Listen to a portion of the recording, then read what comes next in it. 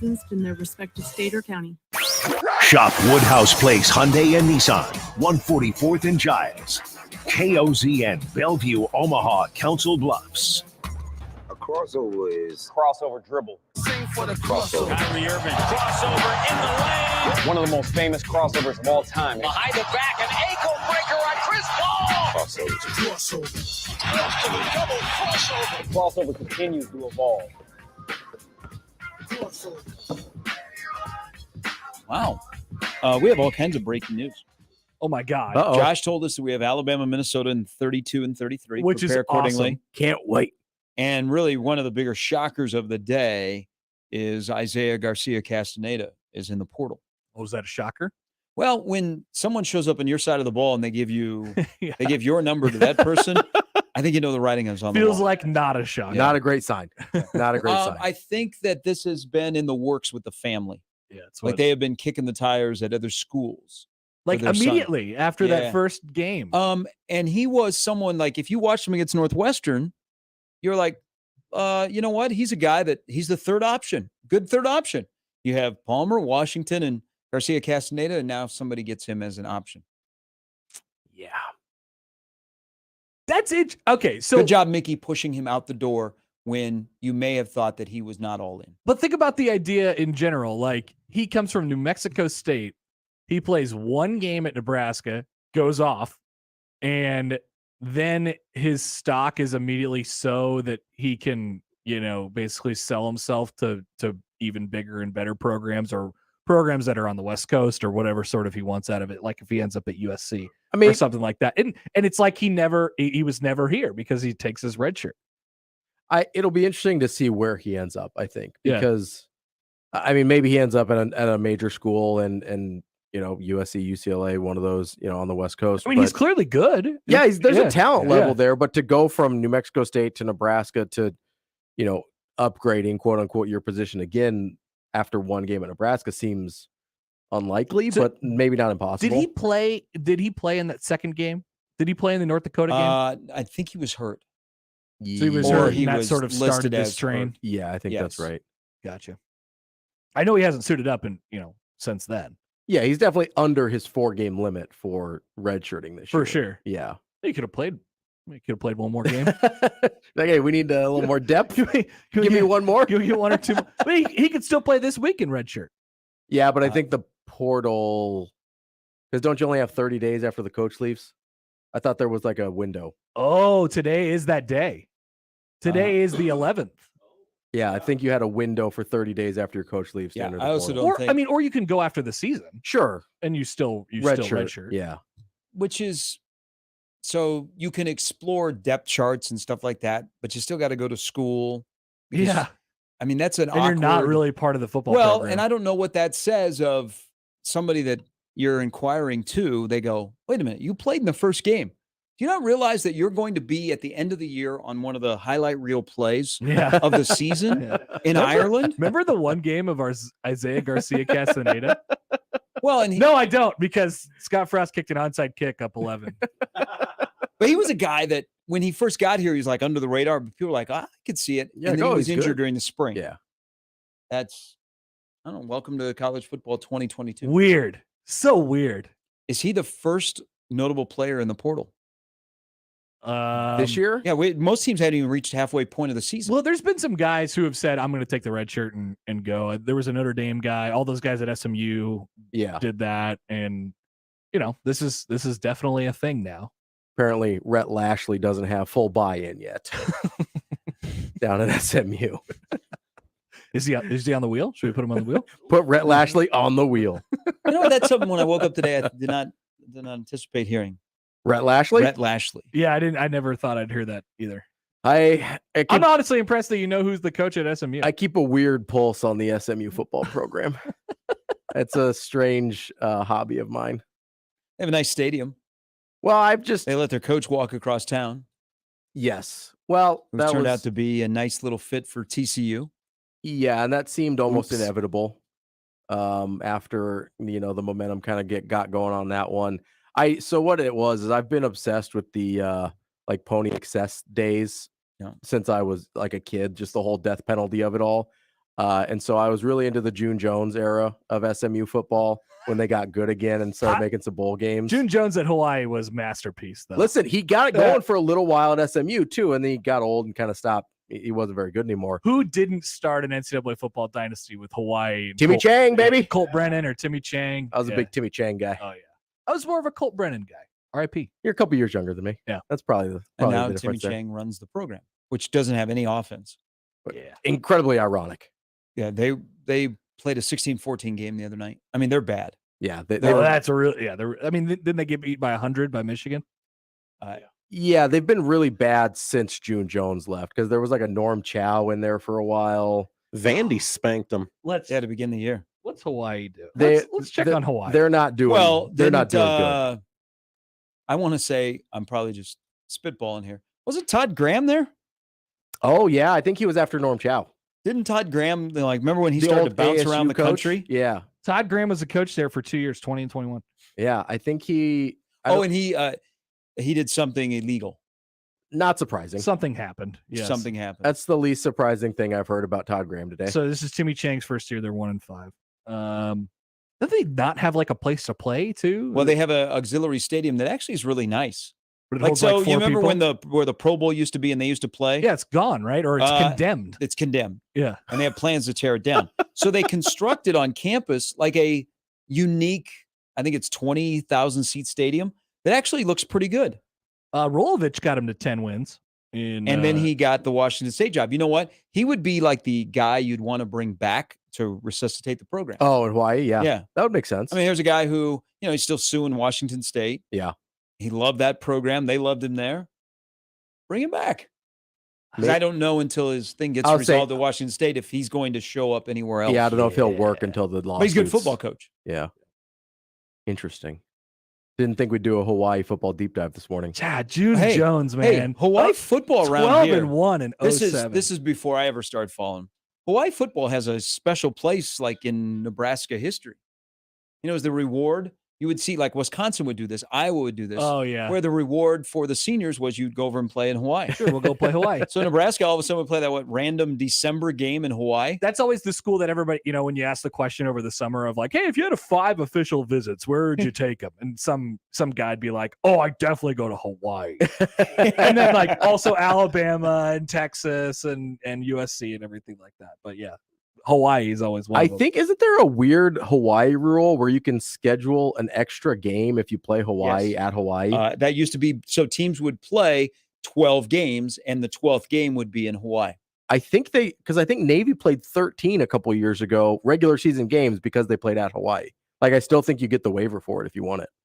It was bizarre because it took me a really long time to figure out how Navy played 13 games in a season, and that's where I landed. That program should have more success. Like they should be, they get all the local kids. Yeah, but the best players leave. They go to USC. The best players from Hawaii Or go to they USC. go to But Oregon. I mean, in a mountain, like there's no reason they shouldn't be going, 500 at least in the Mountain West with the guys they have there. Keep them all there, or keep most of them there anyway. The best ones leave. Bring back June Jones. Bring back June Jones. He was getting them going. Chris says it's not what it appears in the video. He said he was there. He took a picture. Oh, it is tiny. What? Yeah. He said it. What are we talking about? On TV, it looked bigger.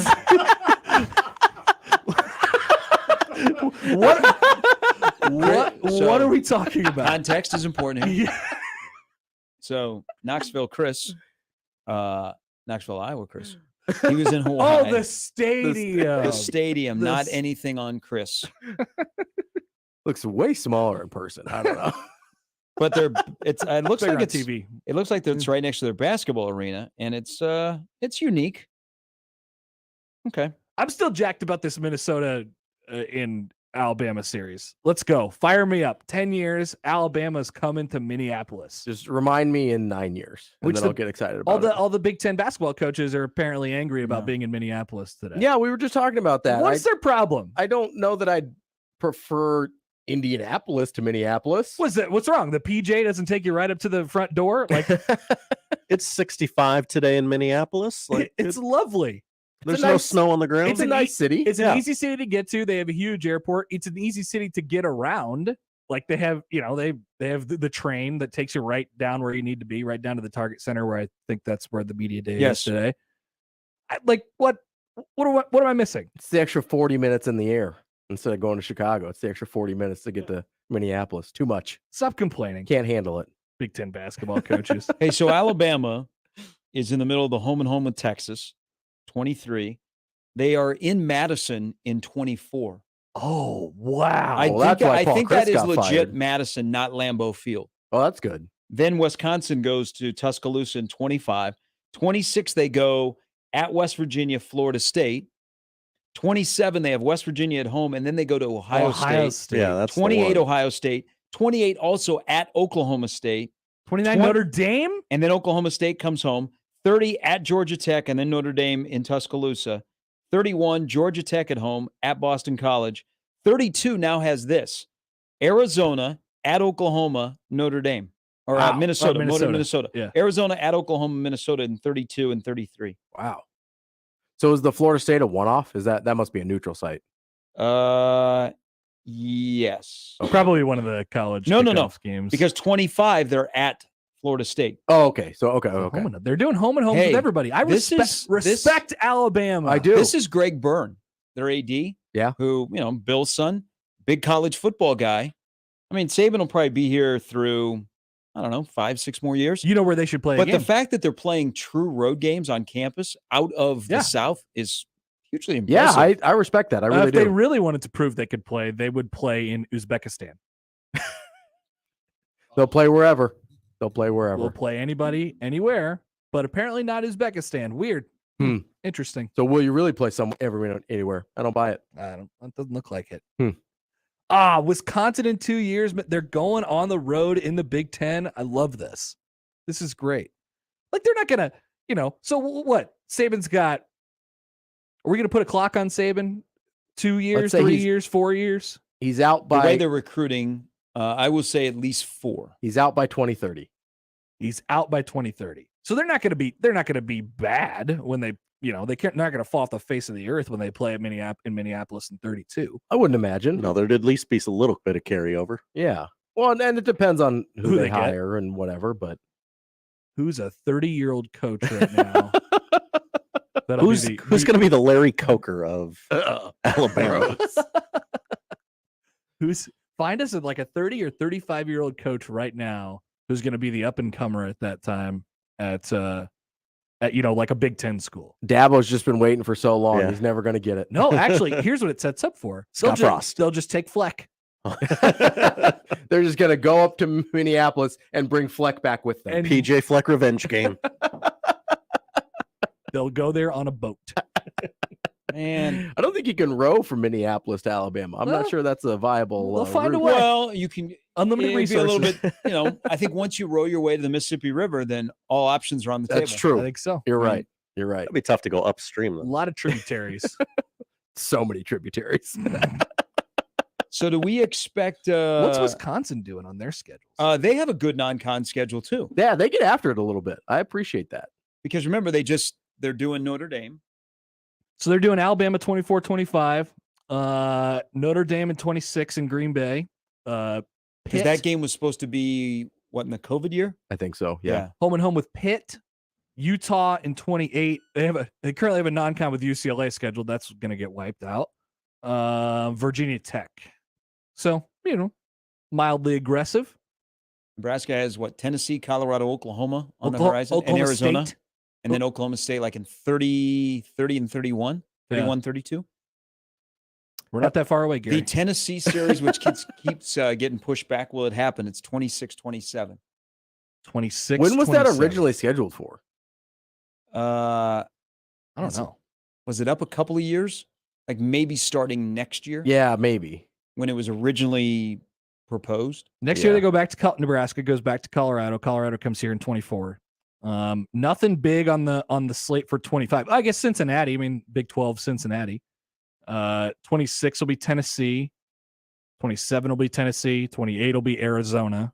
29 will be Oklahoma, and 30. Arizona again, and then Okie State in 34-35. Looking forward to it. I can't wait.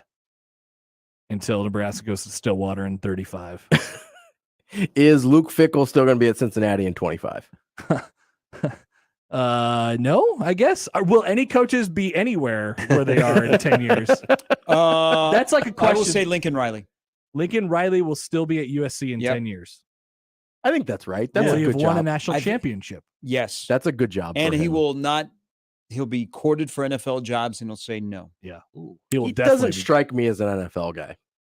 But he's supposed to be the Cowboys head coach. Yeah, really. He kind of does seem like a guy who would maybe early in his career he would take a jump and then but he's kind of at the destination job right now. So that's what I mean. I don't know that there's another college job that he would want. Right.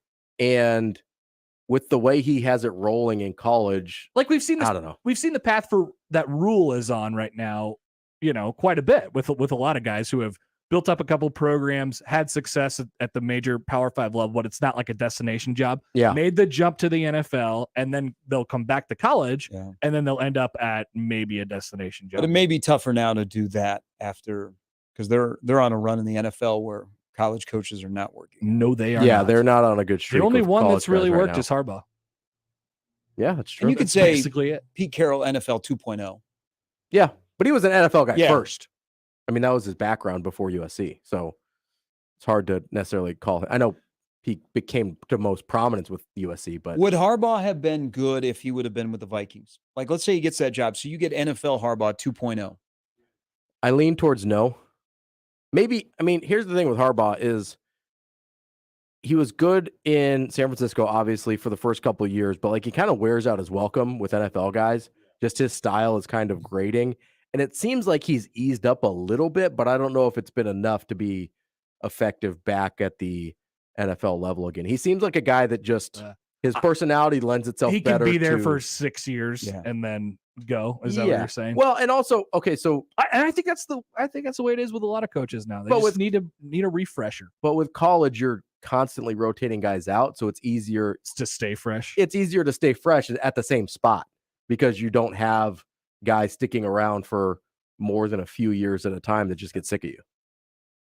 Did you guys see the sort of? I was reading a little bit on Rule. I was talking about this with Josh on the hall, but like the reaction to Rule and what he's going to do in relation to the jobs that are open and sort of how that's. I mean, nobody's really connecting the dots with Nebraska, or they're saying that it'll be, for some reason it's a worse fit than some of these other jobs. Like, I mean, I don't know. I'm sort of putting Wisconsin to the side a little bit because I think that I think we all assume Jim Leonard's going to end up to getting Jim that job. Leonard. Yeah. Nebraska is, quite easily the most desirable job on the market right now. I think so. Yeah. I guess it just depends on sort of what else opens. I mean, if your Rule, you can wait, you can be, I don't know, but I was sort of surprised to see the commentary on it yesterday and what he might do, what he's looking for, and then what Nebraska sort of is still. Anyway, I don't know. Because Nebraska's job is open, we're desperate, and it's timing, and he's available. But that's what I'm saying. Nobody was really connecting those dots all that See, much.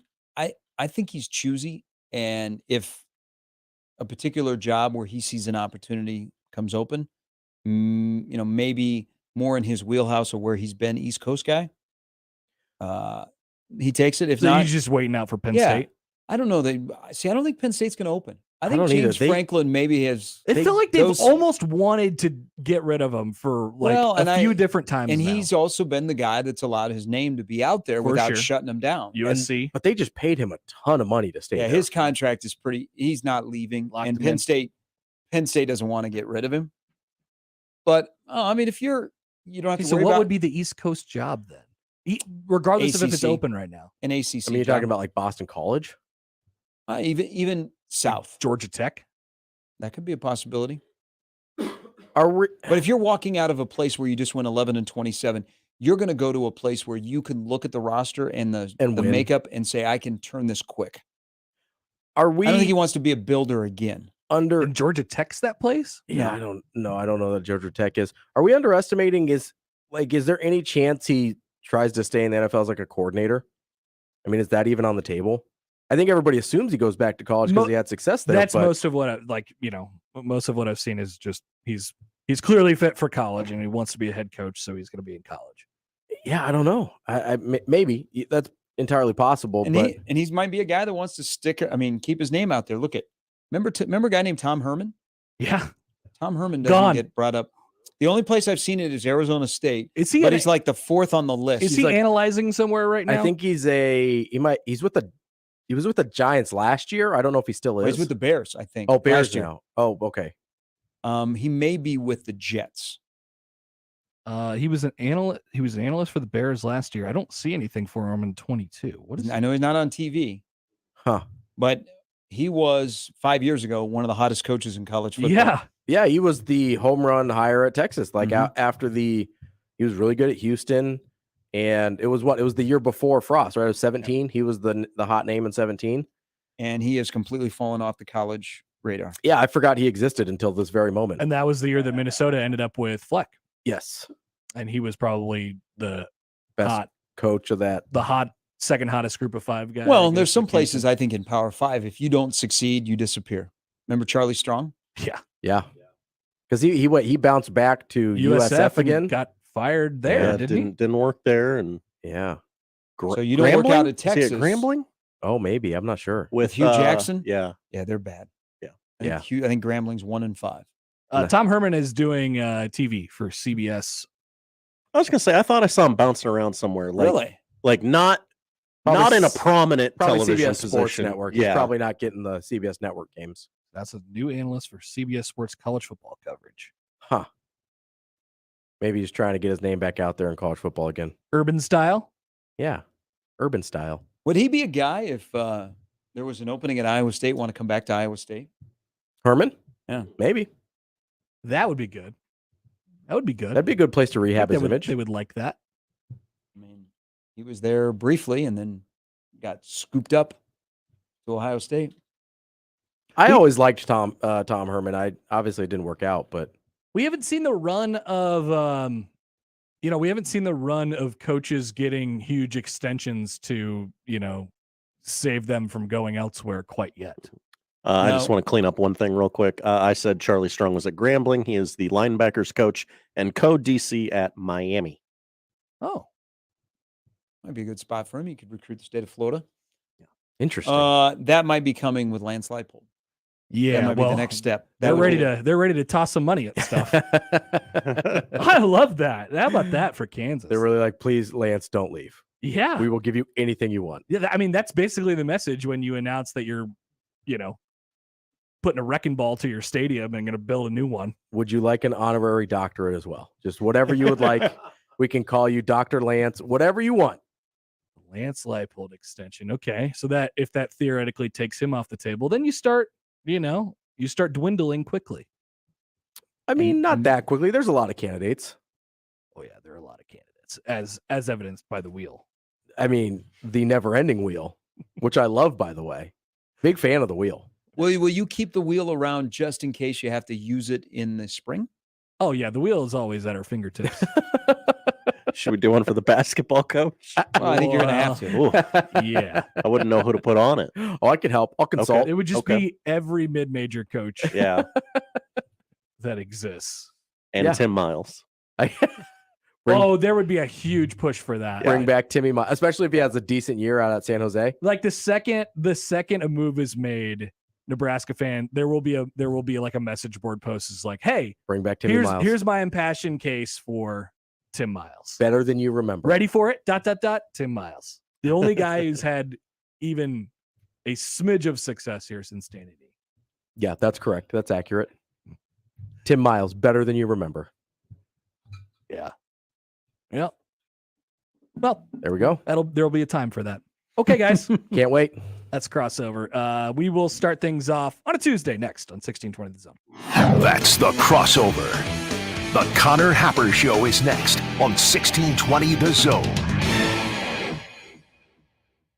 Previously on Unsportsmanlike Conduct. You got to be careful not to make this a popularity contest. Yeah. Sometimes you just got to go out and make a good hire because it's a good hire, not because it's going to give people a warm and fuzzy. You want people to get a warm and fuzzy because of the performance that person does. And it's a fallacy to think that every coaching search ends with a highly popular candidate. Unsportsmanlike conduct with John Bishop and Josh Peterson. Weekdays 2 to 6 on 1620 The Zone.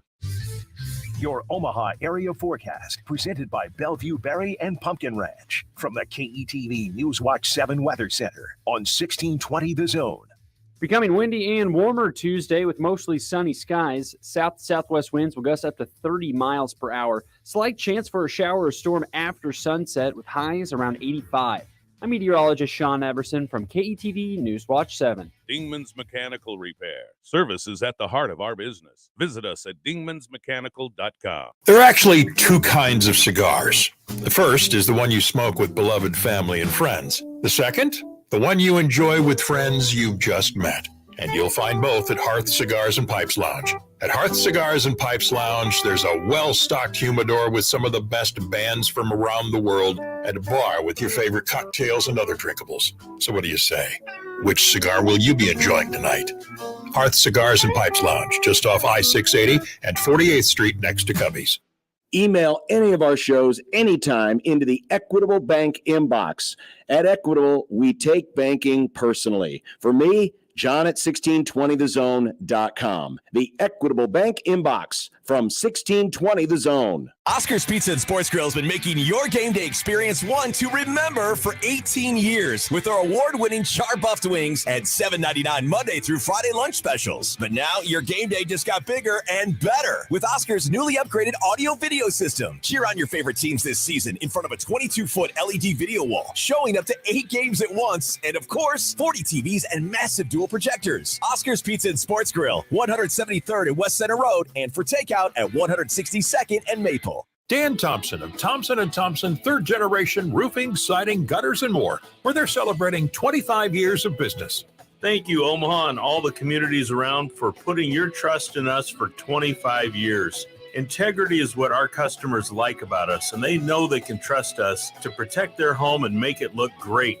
Call Thompson & Thompson third generation today and become one of the thousands of customers who are glad they did. Or click thompson3rd.com.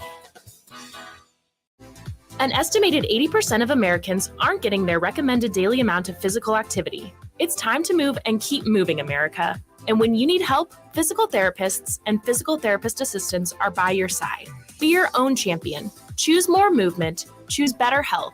Choose physical therapy. Find out more information and a physical therapist at choosept.com/NE. Brought to you by the American Physical Therapy Association of Nebraska. Genesis Health Clubs is celebrating its 36th anniversary, and you're invited. Join for just 36 cents and get the rest of the year for free. Hurry, just 4 days left. Hi, I'm Rodney Stephen, owner of Genesis Health Clubs, thanking you for the last 36 years. Without you, we wouldn't be here, and we're here for your results. We're here to help you feel better, look better, and have more energy, and be able to enjoy all life has to offer by improving your health. Celebrate Genesis Health Club's 36th anniversary by joining today for just 36 cents and get the rest of the year for free. 4 days left. That's 36 years of results, 36 years of better mood, concentration, and focus, 36 years of crushed goals, 36 years of mental and physical strength, 36 years of members achieving their absolute best, and now it's your turn. So get fit, have fun, and celebrate 36 years with us. Join Genesis Health Clubs for just 36 cents and the rest of the year for free. Hurry, just 4 days left. Find your fitness home at genesishealthclubs.com. Does your child struggle with reading? There is an answer. Introducing the world's first e-training technology co-developed by award-winning experts to give your child unsurpassed reading control, accuracy, fluency, and comprehension. In just 20 minutes per day, your child can be immersed in the most advanced reading developmental techniques. No longer will you have to be disappointed with other reading programs that produce little results. Discover what thousands of other parents have found to give their children the confidence and precise reading efficiency needed in today's competitive world. Your child can finally be proud to read in front of the class. No more hassles to get your child to read, and no more fighting to do homework assignments. Take advantage of groundbreaking e-training technology that can give your child the ability to succeed in school and in life. Call the USA Reading Clinic now to discuss how your child can begin the journey on the road to success. Call 800-230-3054. 800-230-3054. That's 800-230-3054. Rally House, shop every team in town. College and pro, come on, it's time to go. Get ready for kickoff, Omaha. Rally House has the game day gear you're looking for, including Chiefs sideline gear and the latest college styles. Nebraska, Cornhuskers, Creighton, Blue Jays, Hawkeye, Cyclones, Chiefs, and Royals. Rally House, Rally House. It's your city, it's your house, it's the Rally House. Gear up in-store and online at rallyhouse.com. Make the right call, fans. The Rooferees at John Higgins Weather Guard. Rooferees. It's the Connor Happer Show. Are we sure we want to do this? Could you, make an announcement that we're ready? It's the Connor Happer Show on 1620, The Zone. All right, good morning. Welcome in. Happy Tuesday. It is the Connor Happer Show here on 1620 The Zone and on 1620thezone.com. Connor Happer, Josh Hodson with you. Today, it's me against Josh's attention. What's that now? The game hasn't even started yet. What are you, locked into BP? I'm breaking down the lineups. The roster was announced a little bit ago. Some of the teams stream live on their Facebook pages, like Live BP. I assumed you were probably, watching every swing with let's check that out. A lot of interest. They're doing that tonight? Maybe the Braves are, maybe they're not. Yes, Josh's Atlanta Braves will begin the division series today against the Philadelphia Phillies. Everybody's got a hype up video, so I'm watching all those. We get to see Max Fried. That's correct. At 12:07. Full slate of Major League Playoff games today. We got Seattle and Houston at 2:30. We got the Guardians and the Yankees at 6:30, and we have a little late night West Coast action between the Padres and the Dodgers starting at 8:30 this evening. I will say this, and you, Josh, I understand if you are not going to be watching, you're going to have to get the graphic up and say pointing at you, currently not watching. I'm sure you have that one ready to roll. I do. I have my watching the Braves game graphic. Where is it? There it is. There we go. You got to make an edit on there. Watching the Braves playoff game. Yeah. It's pretty important. If my team was in a play, and my team is the Kansas City Royals, if by some miracle the Kansas City Royals were playing while I was doing a show, which is something I don't think I've experienced. I can't line up the times of what I was doing on air in 14 and 15, but I don't think that I was on during any of the play. I think we had the Royals on our station, so we just we're off. Okay. So this is you have to, it's the playoffs. You have to watch every pitch. This is why playoff baseball is so unique and so different, because it's such a different product than the regular season. The tension is ratcheted up. It is. We're talking about the wild card series. We're 3-game series. Everything matters to an extreme. 5-game series in the DS, 7-game series in the championship series in the World Series. Everything matters, and every pitch matters, and every little thing we're talking about. Even if it doesn't seem like it affects the game, we're talking about pitch counts for later in the series. Can we bring this guy back later on for a decisive game? Yeah, how many at bats is this guy going to get in the lineup? Does he have an extended at bat during an inning? It's so much different than flipping on the TV during the summer and turning on the Royals or turning on the Braves or your team, whatever, and doing some things around the house, because that's how anybody watches regular season baseball. Even the most hardcore baseball fans, we're pretty hardcore, quote unquote, baseball fans, Josh, but it's background noise. Nobody's watching intently during the regular season, maybe the first couple of weeks, but you end up watching enough. And then if your team is lucky enough to get to the playoffs, then everything matters. It basically turns into a football game. And that is a very, very different deal. So Josh will be agonizing today. You get those crowd shots in between every pitch of nervous fans, even in the third inning of a game that isn't all that close. A lot of these, surrender cobras. What the heck is going on? A lot of rocking. So we look forward to this. That's why you all should probably tune into the stream that we have rolling on 1620thezone.com. Yippee says, speak for yourself, Happer. I was locked into every pitch of the Royals games this year.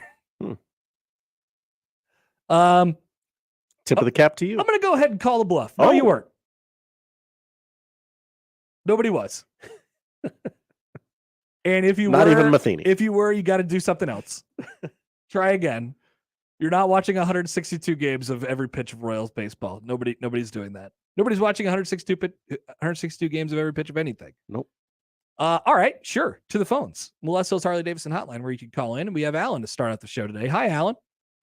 Hi. So I'm really kind of just all fired up about the Royals. And, I went over there and I don't know. I'm about ready to jump off the bandwagon, though, because if they don't start treating Meghan Markle more kindly, I really don't know what I'm going to do. I know. So. Yeah, I feel the same way. Thank you, Allan.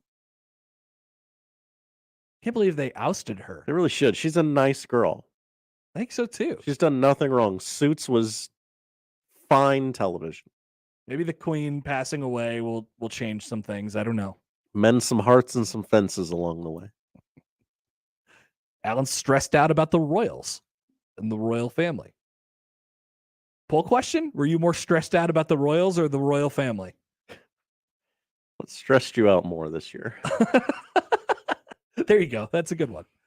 Speaking of Allan, a different Allan Bell will join here in about 15 minutes. We'll talk some NFL with him. NFL overreaction coming at you as well during the show today. So a couple NFL things to get at you after the conclusion of week number 5 last night. Did you see the guy who Davante Adams pushed over is now filing a police report? I did see that. Yeah. I don't know what's going to come of that, but I do like the cameraman going, you know what? I'm going to put a little scare into him. I'm going to shoot my shot here. I'm going to, yeah. Yeah. I mean, you got to do something, right? So Davante, after the game, he gets up in the press conference and he's like, okay, well, I'd like to apologize to that guy.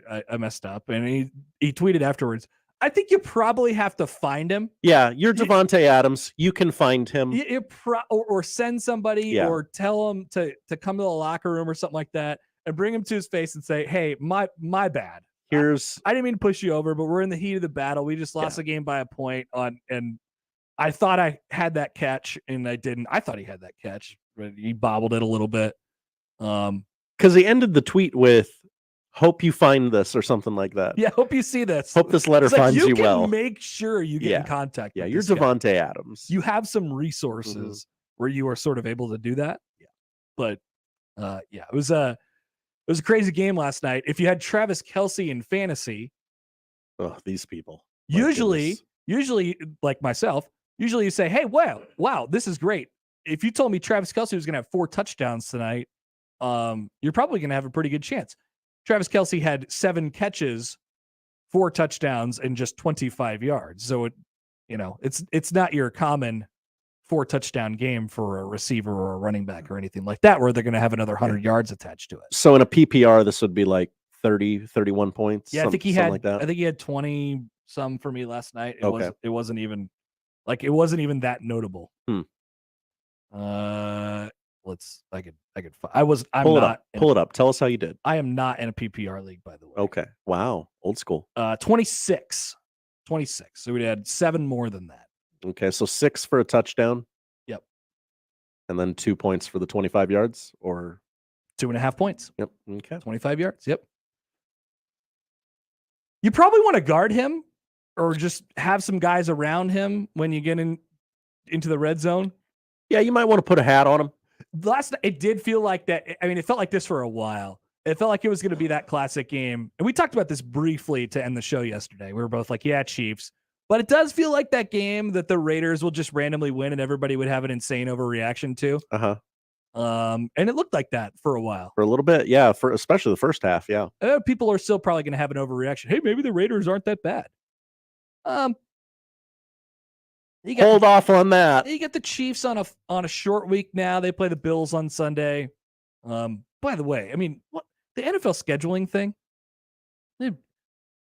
we're gearing up for the biggest game of the season. We're not giving the Chiefs a full week of rest.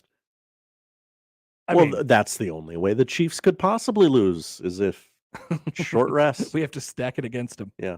And then there was another controversial roughing the passer call. So what do you think? I mean, Chris Jones landed on him. They don't like it when they land on him. That's the thing. They don't like the landing. And also, can I be completely honest? Yes, Josh.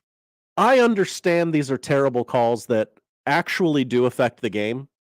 I'm tired of listening to people going, bad call. These referees, just terrible call. I'm tired of it. We have a bit of a culture of that. Let's just play the dang game. Wow, Josh, very old school. I know. So what are you saying here? What's the solution to this? Don't tweet? I mean, what are we supposed to talk about during the game? Maybe let's not react to every minute detail of a football game. Let's just let the game play out. If there wasn't a handful of tweets for every football game that I've ever watched of somebody saying, we have all this technology in the NFL, we could tell how close Justin Tucker's kick was to the middle in between the uprights or the middle of the field, 100%. And yet we can't spot the ball correctly. Put a laser in the ball. If I didn't see one of those tweets after every single game, I'm not even sure what I would do with myself. What's it all been for, right? I know. I'm the guy who yesterday said that was the worst call in the Tom Brady roughing the passer penalty was the worst call in the history of the league. Okay, so conspiracy theory. The refs call them up and they're like, hey, that roughing the passer on Tom Brady, probably pretty bad. Let's get one equally as bad tonight. We need a little cover. Let's do this. We need this to be an epidemic within the league. Did you see Mike Pereira's tweet? So Mike Pereira, is he the guy that tweeted people are yelling me at this bar and I'm okay with it? Correct. Mike Pereira, the rules analyst for Fox, is not doing the game last night, is watching the football game at a bar. And he says this, I'm sitting at a bar drinking Tito's with Chief fans yelling at me. I do not blame them. Now that's funny. That's acceptable. That's great stuff from Mike Pereira. That's the best thing Mike Pereira has ever done or said. I love it when they bring in the rules analysts on the broadcast. They're like, well, I guess we got to bring in Mike Pereira now. Talk about a damn rule again. What do you think here, Mike? Oh, Mike's bringing some color to the situation. I like it. I'm drinking Tito's. I'm drunk. I'm hanging out with Chiefs fans, and they're all yelling at me, and I don't even care because I'm yelling too. During a roughing the passer call. Off-air Mike Pereira. I like it. Yeah, I'd like to know more about off-air Mike Pereira. But the Chiefs get it done last night, and they move into their week this week with the Bills. It's a really good NFL slate, by the way, coming up this coming week. We have two really big games. Chiefs-Bills is probably the game of the year in the NFL, the one everybody's sort of been looking forward to. Cowboys-Eagles also this weekend, and a pretty good slate of NFL games. Finally, one of these garbage NFC East primetime games pays off. Oh, wow. I know. They've been giving it to us for years, and we're just like, man, we don't know what to do with these things. Well, unfortunately, I have to suffer through Commanders Bears on Thursday night. Not exclusively NFC East, but part of it. The one team that isn't doing remarkably well. Did you see what Ron Rivera said yesterday? Didn't he apologize? Like, hey, I'm sorry. I said some things about Carson Wentz that I shouldn't have said. Too late. Too late, Riverboat Ron. It came out. You had a one-word answer to why is your team behind everybody else in your division? And the answer was quarterback. I mean, he's not wrong. Quarterback. Too late. Sorry. Cat's out of the bag on that one. All right. So we'll have plenty of that talk NFL-wise with Allan Bell coming up here in just a few minutes. Tom Shatel will join the show as well at 1. Mickey Joseph will have his Tuesday press conference at 11:30 as well. The lineup is powered by the referees at John Higgins Weather Guard. Early, or I guess just a little bit ago, Isaiah Garcia Castaneda, the Husker wide receiver. Husker for life, right? Are you a Husker for life? Full question? A little spicy, I guess. Are you a Husker for life if you played one game? I mean, I'm definitely down to tweet that. Okay. Just a question.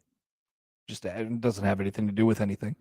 But Isaiah Garcia Castaneda, he plays a Northwestern game, has a huge game, and has the biggest play in that game up until the other stuff happened. And he says on his Twitter this morning, 46 minutes ago, that he decided after the Oklahoma game that it's best for him to redshirt for the rest of the season. He says, with continuous conversations and prayers, I believe it is in my best interest to continue my collegiate career elsewhere. This is not an easy decision, but I believe it's necessary to continue to grow as an athlete and find a home where I can showcase my abilities in the best way possible. I officially entered my name into the portal, and I have 2 years of eligibility remaining. Thanks to everybody. Nothing for the best. Nothing but the best to Nebraska. Thank you. Thanks to everybody. So as Robbie brought up during the crossover, and I guess this probably has something to do with it, this is the 30 days since Scott Frost has been fired. 30 days now since Scott Frost has been fired. So players can feels like a lifetime. Enter the portal up until today. Otherwise, they'd have to wait until after the season, which he very easily could have done. He could have taken his red shirt and sat out the rest of the season. Probably would have been, a bit of a, I don't know, uncomfortable or contentious environment if he's just sitting there throughout the rest of the season and people are wondering, hey, so are you hurt or what's going on? So he decides to put his name in the portal today. Is he looking to head west? Is after that Northwestern game, was he shopping a little bit? I don't know. This is the new world of college football, and we've seen this in a couple different places this year, and this is the first time it's happened to Nebraska, where a guy says, yeah, there was an injury tossed in there at first as well, but transferred here, took a shot, had one really good game, and now is his profile higher than it was a year ago? Maybe a lot of people watched that game in Ireland. But I'd like to have this guy. He gets hurt and then doesn't come back and says, actually, I'm going into the portal. And so it'll be interesting to see where he ends up, maybe somewhere bigger or from his standpoint, somewhere bigger. So Nebraska's out a wide receiver, but they've been without him for a couple games anyway. But a good player, I think, and somebody who I think was supposed to be a big part of this, had an injury in the spring and an injury right off the bat after the first game and just sort of didn't work out for him here. So, I mean, it could have, but it did not. So he is in the transfer portal, and Nebraska loses their first one to that regard, and maybe that's it. But after the season, of course, there will be plenty more movement. So we could chat about that. I'm sure Mickey Joseph will as well. We have, like I said during the crossovers, reading a little on the Matt Rule to Nebraska buzz. Not really there after yesterday, and people sort of putting things together. We will talk about all of that on the show today. Allan Bell will join on the Connor Happer Show next on 1620 The Zone. But first, tickets are now on sale for the hottest event in town, Blue Collar Boxing 2022 at Liberty First Credit Union Arena in Ralston on November 23rd. Here's what will happen. Local union members will face off in the boxing ring for charity, with proceeds benefiting the Nebraska Center for Workforce Development and Education and the United Way of the Midlands.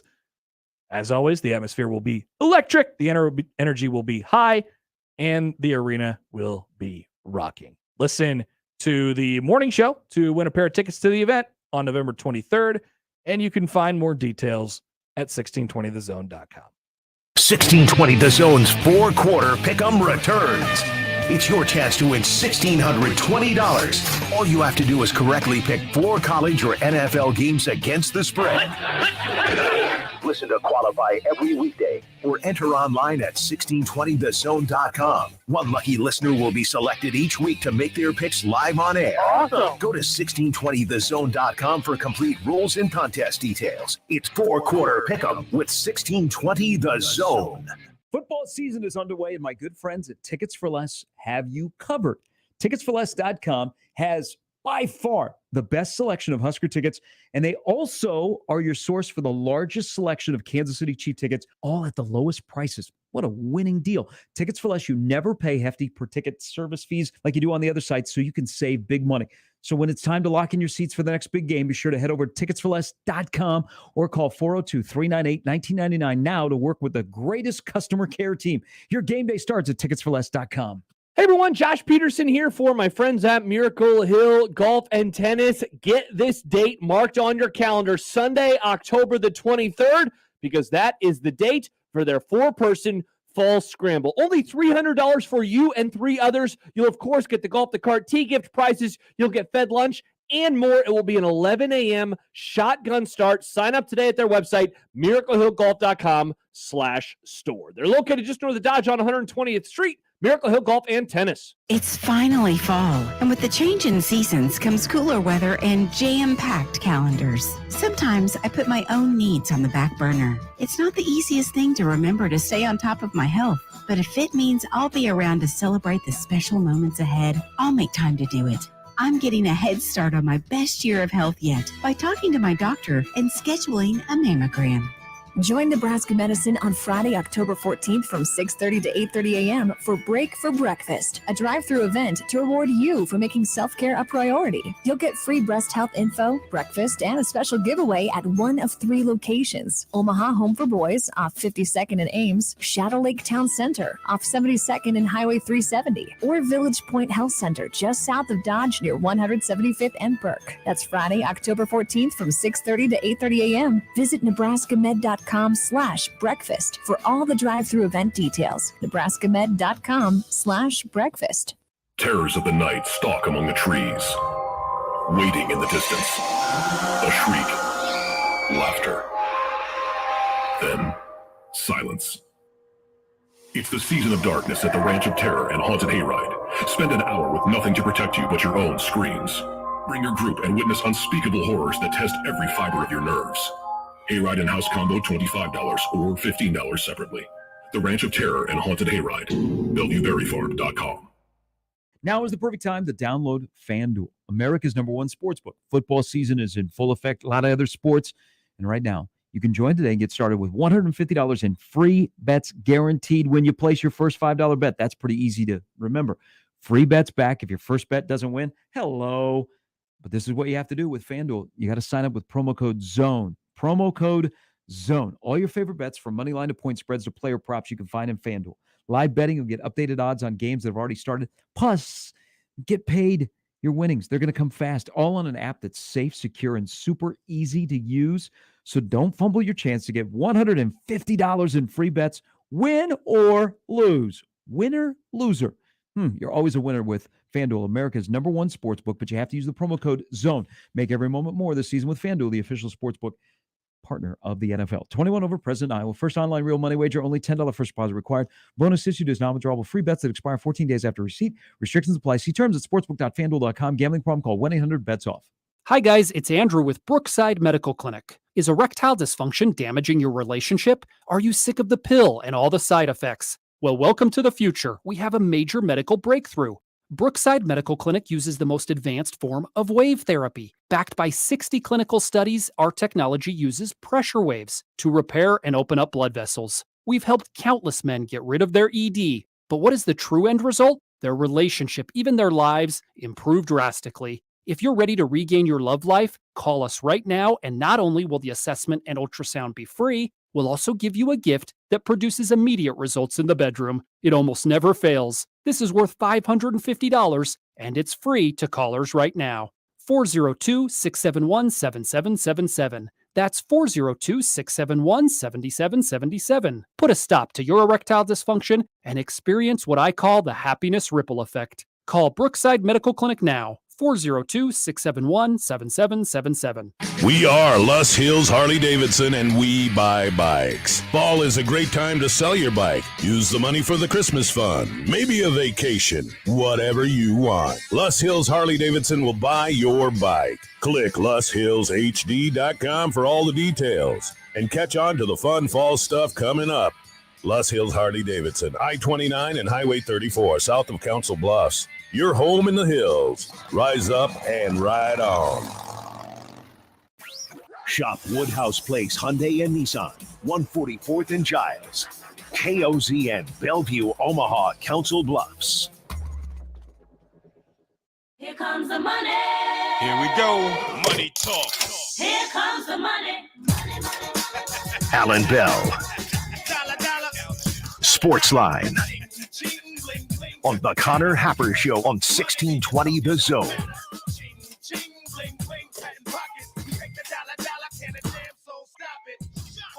That's right. That's the music. And it's time for Allan Bell, Sportsline, who joins the Connor Happer Show now. Good morning, Allan. How are you? I'm fantastic, sir. How are we doing? Excellent. Roughing the passer penalties. What are we doing here? What can be done? I'll tell you this. Look, not only do I love the no, I'm kidding. Like, it's horrible. Like, I was totally going to. You should have done it. I would have listened completely and totally. Like, yeah, these are great decisions. We need more of them. No, man. Like, dude, they're legitimately affecting games. Like last night was the craziest night I've ever seen. Like, I've never seen a crowd in college or the NFL that legitimately had the referees afraid to go to the parking lot after the game. And rightfully so. I mean, that call was horrific. And then you look, Grady Jarrett, and the I almost said the Braves, the Falcons and the Bucks. That one was, almost as egregious. It's just, we're losing our minds, man. Like, the NFL is course correcting so hard on this thing. It's out of control. Doesn't it have to? I mean, it's got to have something to do from a timing perspective, and not that we haven't seen these before, but I mean, the proximity to the Tua thing, like, you got to think that matters here. Oh yeah, I mean, that's absolutely why they're doing it. But the question, like, excuse me, like, I don't know what they want defenders to do. Like, it's becoming so difficult to play defense. Like, beyond that, like, I mean, those two are egregious for sure, but we've been going down this path for a while. Like, I legitimately don't know what you want defenders to do around the quarterback. Like, it's so, like, we were expecting them to roll midair, mind you, and barrel roll off of. Like, I don't know what you want them to do.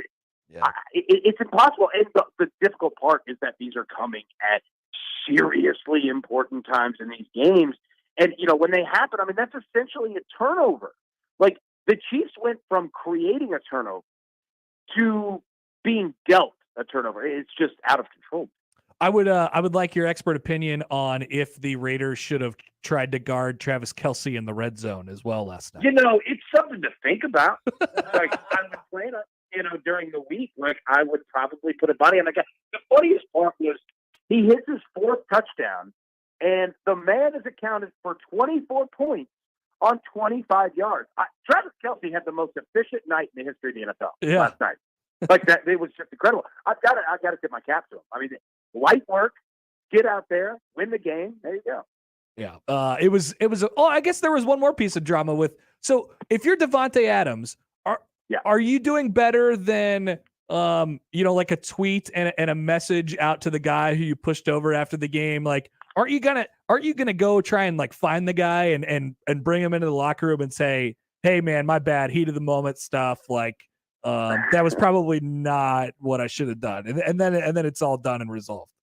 Yeah, well, here's the hard part. Like, you're kind of screwed either way at that point. Like, I saw that guy today, he went to the hospital last night, and he filed a police report.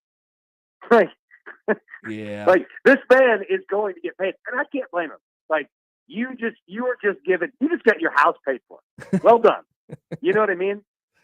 Window of opportunity. Adams, like, what? Oh, God, you take advantage. Like, he was given a turnover right there, baby. There you go. Dude, like, you can't do it. Now,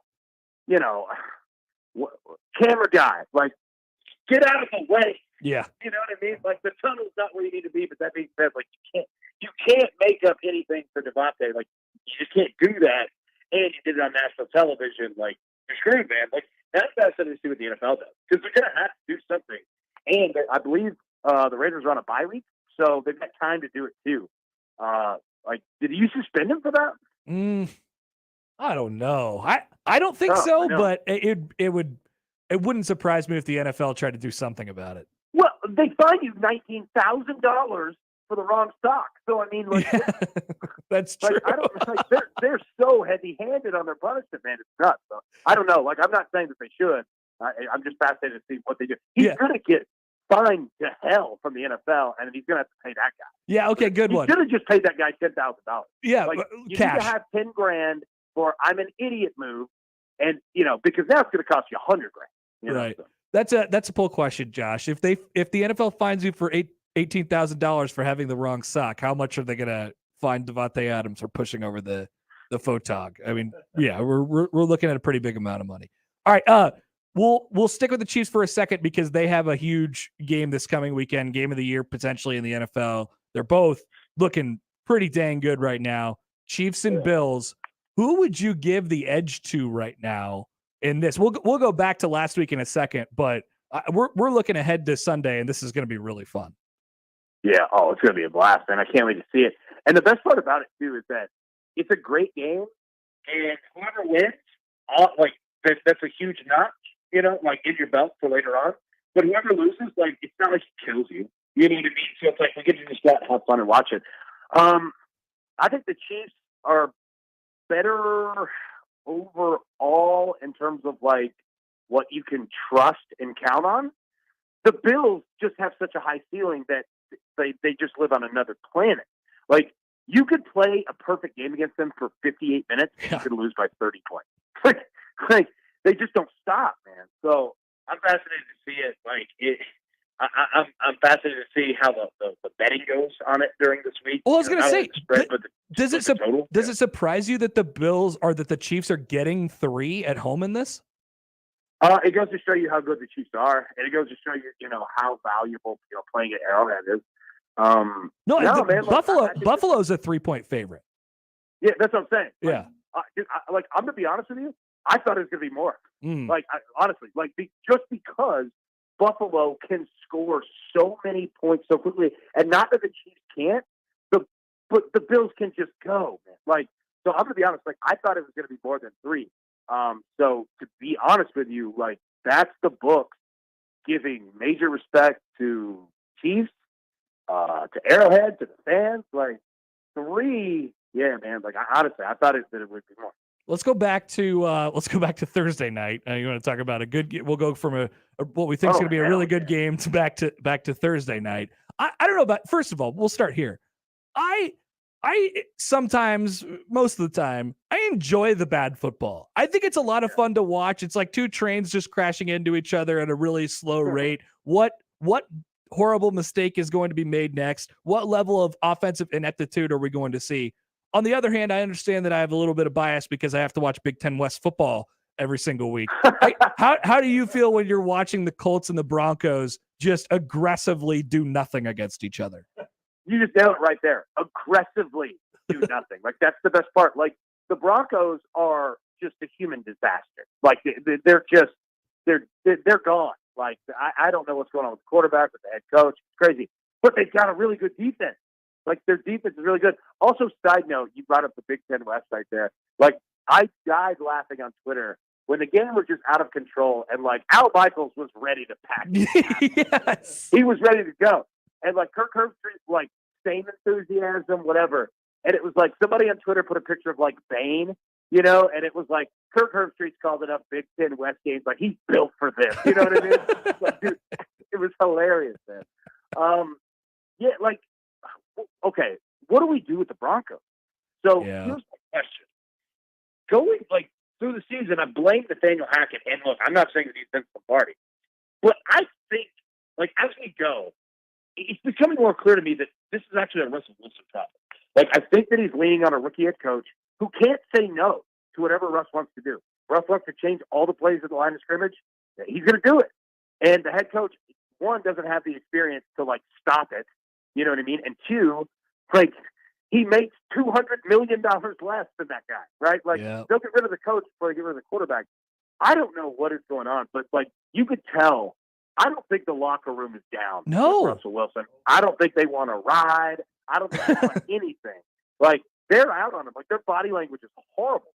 Did you see? Yeah. So Hamler's reaction at the end of the game when we didn't throw the pass to him, in the overtime. It's not just that. I mean, afterwards, you got former teammates sort of talking about him in a really there is just this really weird aura about Russell Wilson. I mean, that's sort of obvious at the time, but how do you recover from that? And do you recover from that? I don't think you can. If it's Russ and he's generating the problem, to where he's shutting down the coach, he's changing all his plays, doing whatever he wants. There's nothing you can do unless he changes. It does not appear that he is any reason that he wants to change. I think Russ has become this celebrity, in his head. Yeah, and for sure. Even he is, and his wife is for sure. But he's not him. He's not this super cool breeze type of guy. He's kind of dorky, but that's the worst that you want. And I unless he changes, it's not going to change at all. And the hard part is that Broncos players and fans have no allegiance to this guy. They don't give a damn what this guy did in Seattle. It doesn't matter to them. So I mean, they're going to continue to boo and everything. Unless he changes, man, it's not going to get worse. Also, I do love that they essentially ran that Super Bowl play. Yes, the same play. And Russ did not look to the right to throw at all. That was burned in his brain. Never do that again. Richard Sherman lost his mind. That was even better that Sherman was on that call, and he did. Dude, he was lacing into it, man. I was cracking up about that. Yeah, so weird time. So we're going to have to watch the Broncos play in primetime. I think 3. Yeah, are they on primetime every week? I think it's 3 more times still this year, and they've already had 3. My God. Yeah, so we're going to be forced bet the under. I'll tell you that. Just bet the under. Yeah, there you go. There's your angle. There you go. Just bet the under in the Russell Wilson primetime games. Are you ready to include the Eagles in the elite category of the NFL? Yeah, I am, and I'll tell you why. Because I think they're really good football team. 2, Jalen Hurts has taken a lot of steps forward. He's getting blasted in the pocket and making the throws. And I mean that in a positive way. He's not looking to just run. He's operating at a pure NFL quarterback level. The team looks good both offensively and defensively. And I'll also say this: now across the NFL, pretty much what you just have to do is just score touchdowns, kick your field goals, kick your extra points. Because there's a lot of coaches who are just hell bent on not ever doing it. Yep. So I think that Nick Sirianni, he's a smart guy. He's super creative, offensively, but also he's got some of that Sean McVay where he's not afraid to punt, he's not afraid to take field goals, he's not afraid to kick extra points, because he knows that in a league where games are generally decided by 2 points and your average score is 21 points, those things tend to matter. So I got it all working for him, man. They're fun to watch. I'm totally with you, man. In a more general sense, I mean that can sort of counterbalance. We've seen so much, the turn to analytics and the sort of aggression that kind of comes along with that. And sometimes it doesn't end up working in your favor if you're going to be that aggressive. And then we have a set of coaches as well who are like, you know what, we're going to go hard the other way. We don't mind punting. We don't mind taking 3 points when we're deep in opponent's territory. And we're going to try and do our best to not lose this thing. Now, it could bite you, but I think we have those two ideas sort of going up against each other in the NFL right now.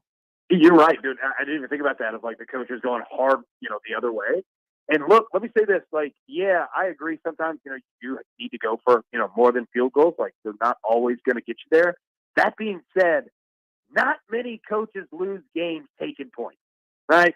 They add up, man. And, not only do they add up, what it does when you have a lead, it changes the way that the other team plays.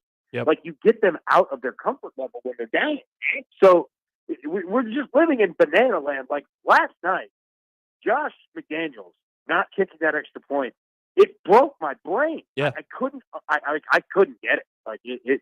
These people are nuts, man. The Falcons had one too where they, it didn't end up meaning anything, but they were down by 2 touchdowns and then decided to go for 2 to get 15 when they were down 20. It would have been 21-14. They're like, we're going to make it 21-15. They're everybody on the broadcast this is the analytics play. I'm never I'm not going to adjust to that. Like, that's never not going to be weird for me. No, because it's all built on hypotheticals down the road. Like you're assuming you're like, oh well, you know what? We're not going to kick the field goal because we're going to get the touchdowns later. Really? You scored one touchdown all game. Why is it going to work now? Like that's what I don't get. It's one thing if you're the Chiefs and the Bills, all right, and it's 37-35 and in the third quarter. I get it. You can trust these offenses. You've been going up and down the field. You're good. Do what you want. When it's 9-6 and your offense sucks and can't score a touchdown, buddy, kick the field goal. You know what I mean? Like, that's the crazy part. Like, I get good teams doing that. Do it all day long. Bad teams, buddy, like, it breaks my brain. It really does.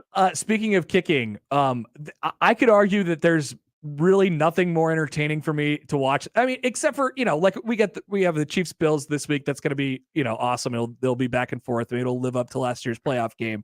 But one of the things that I really enjoy watching the NFL is watching Justin Tucker kick a football and how he just like when they have the ball and they're down a point, they're down 2 points, they're down 3 points. The Ravens literally cut the field in half. They only have to go half the distance to get Justin Tucker in range to kick a field goal, and he's automatic every time. And he's an outlier because he's the best kicker of all time.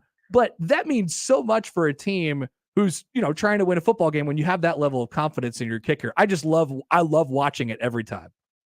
It's incredible. Like, you nailed it right there. It cuts the field in half. That's why the Ravens are never out of a game. Like, if it's tight, man, like they only have to go half the field on you, right? Like, and if you're the Bengals, if you would have kicked that field goal, you would have been up by 4, and they had to score a touchdown instead of, like, that's what is so insane to me, man. Like, and the Bengals have a guy like that too. Yep. But yeah, I'm with you. Like, Justin Tucker's incredible.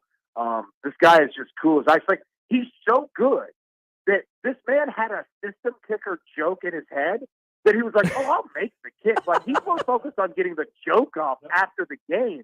Like, with the the on-field reporter, he's incredible, man. Like, he really is. Like, we talk about like GOAT and all that stuff. Like, he's the greatest kicker of all time. Yeah, it's awesome to watch. We just have to realize that we're living through it. Okay, a couple more things. We'll switch gears here. Do you have a betting angle for what's to come in baseball today or over the next couple weeks? Or World Series favorite? Like, what do we think about the baseball playoffs kicking into full gear right now? Yeah, I think it's going to be crazy that we're going to see. I would say this. I think that if you're looking for ways to find variables to make money off of, I think it's going to come in Yankee series because they've been a team that's had the bullseye on their back the entire year, and that generally either plays really great for you or really poorly, right? So the way I'm playing it today, I love playing team totals. I hate betting on full games. It's just so difficult. I like that. But you could get the Guardians at over 2.5 runs. Like, that's where their team total is. And the Yankees, they haven't done much of that, and they're going to have to score. They are, right? But that's the thing. It's like, I'm betting both of them because either there's going to be insanity on the Guardian side or the Yankee side. Like, it's not going to be a one-run game, all right? So, it's not going to be a 1-0 game, let me say that, right? Okay. But, yeah, like, I'm going about it that way. Also, the Houston Astros, their team total is 3.5. Dude, these guys have been, this entire roster has done this year in and year out. Like, this is actually the normal time for them, is the playoffs. Like, the last month and a half has been, like, not normal because they clinched so early and they're just sitting there like, okay, well, none of these games matter. You know what I mean? Yeah. So, like, they're finally, like, back to normal. I'm going to ride the hell out of the Astros. Like, I'm going to play them on team totals, man, like, because prices can get expensive money line. I like that because what you'll see in some of these, for example, all the game ones today, we have the teams that got buys are all throwing their aces. We have, it's Max Fried and Justin Verlander and Garrett Cole and Julio Urias, and all those guys are pitching against the other team's third or fourth starter. Yep. In some cases, Yep. So that's definitely something to watch at least early on in these games today. Okay, the other thing that we were going to ask you before you leave, so the TMZ video. You were involved in a TMZ video negotiation, and I'm just we got to get more details on this. I wrote this down when you tweeted about it after the Jordan Poole thing. I just need I need any shred of detail that you can give us on this. Yeah. So let me say it had to do with the family of an NFL quarterback, and they don't really get along. So I'll say that. Interesting. And like he was involved in the process too, right? So like listening to like being on the phone call between TMZ and us was fascinating of how TMZ like operates. Like they have numbers, they have prices based on their value. They know exactly what they're doing, and they pay very quickly. Like that wire transfer comes fast, right? So like that's what I was told. Like, as soon as I saw that video and like the TMZ had it, I said somebody just got paid big time. Oh, and it you came out bet. like $100,000. Oh yeah, like I guaranteed. I was like literally sitting there. I was like, they're like, oh well, maybe they're gonna get the checks up. I was like, dog. That dude had that money in 3 minutes. I assure you on that. Like TMZ does not mess around.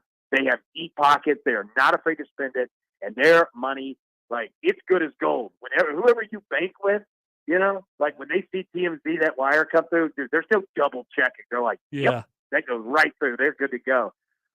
So yeah, like as soon as I saw that, I was like, man. That was the first thing. An intern just got paid. That was the first thing that hit my head too. It was like, okay, who leaked this video and how much is he getting paid? Because it's there's a lot of risk to why did that video get leaked? It shouldn't have at the Warriors practice. Like that guy got fired, but he did get paid off a lot. Oh yeah, that dude knew he was getting fired. He didn't care. He knew that guy knew exactly what he was doing. I would love to hear his story like a 30 for 31 day because he knew exactly what to do and he played. He followed the playbook 100% correct. Yep, no doubt. Allan, great stuff as always. Appreciate it. Enjoy the football this week. Hey, appreciate you guys, man. Thanks a lot. Take care. Allan Bell of Sportsline. Should we wildly speculate on which quarterback had the family drama? I don't know. Should we run through the list of Tennessee Titans quarterbacks? Which quarterback had family drama? I mean, well, there's that one in Green Bay, but Allan's based in Nashville. Yeah, well, I don't know. When he said quarterback with family drama, that's where my brain immediately went. Okay. I mean, I'm just saying Charlie Whitehurst. I don't know much about his family or Jake Locker. You have something going on? What's going on with Blaine Gabbert's family? All right. Appreciate Allan joining the show. Great stuff as always from him. We'll come back. More up next here on 1620 The Zone. But first, FanDuel. We are here and football is here. Football is way here. And now's the time to download FanDuel, America's #1 sportsbook. Right now, new customers get a no-sweat first bet up to $1,000. Free bets back if your first bet doesn't win. All you have to do is use the promo code Happer, excuse me, HAPPER.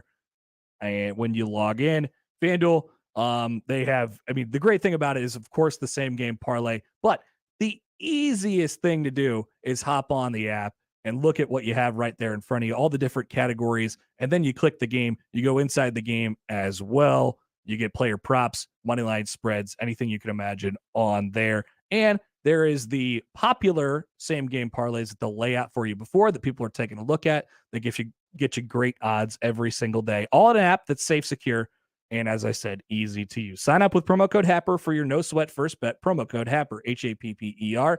Make every moment more this season with FanDuel, official sportsbook partner of the NFL. 21 plus and present in Iowa. First online real money wager only. Refund issued as non-withdrawable free bets that expire in 14 days. Restrictions apply.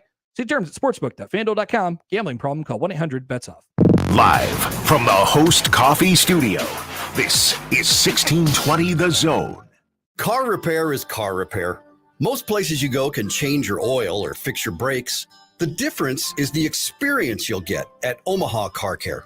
We're part of the community. We were born here, and we believe that our relationship with you should be built to last. We're going to consult you, not sell you. We're going to give you a free loaner car.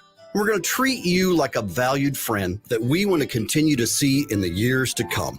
I'm Rick Betker, owner of Omaha Car Care, and we'll be along for the ride.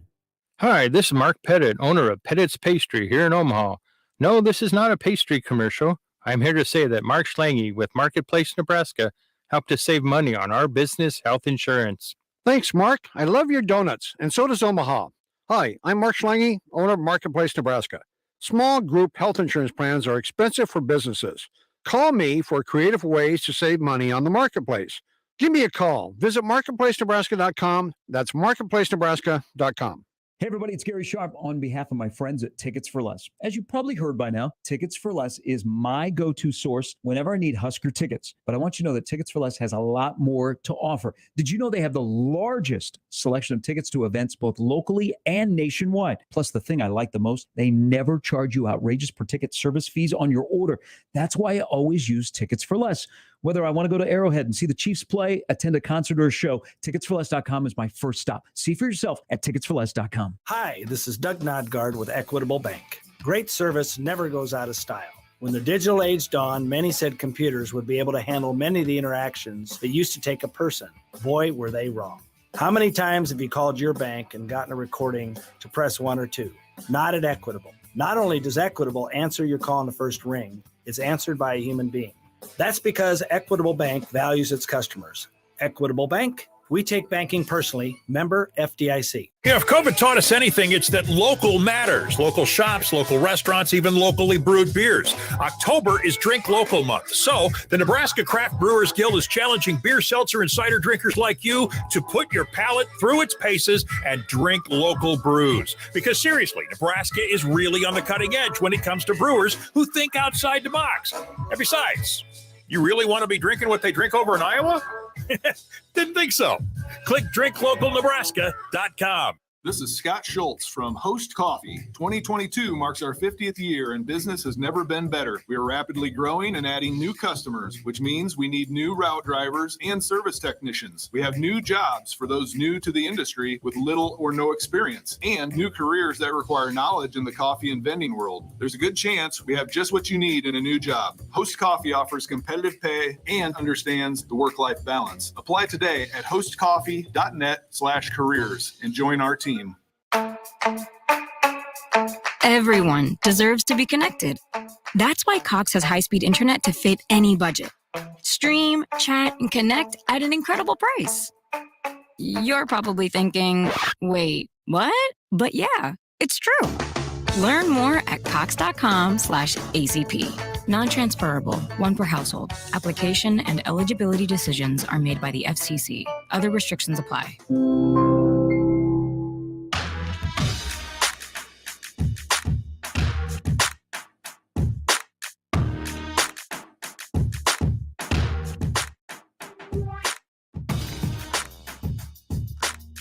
All right, we'll hear from Mickey Joseph momentarily.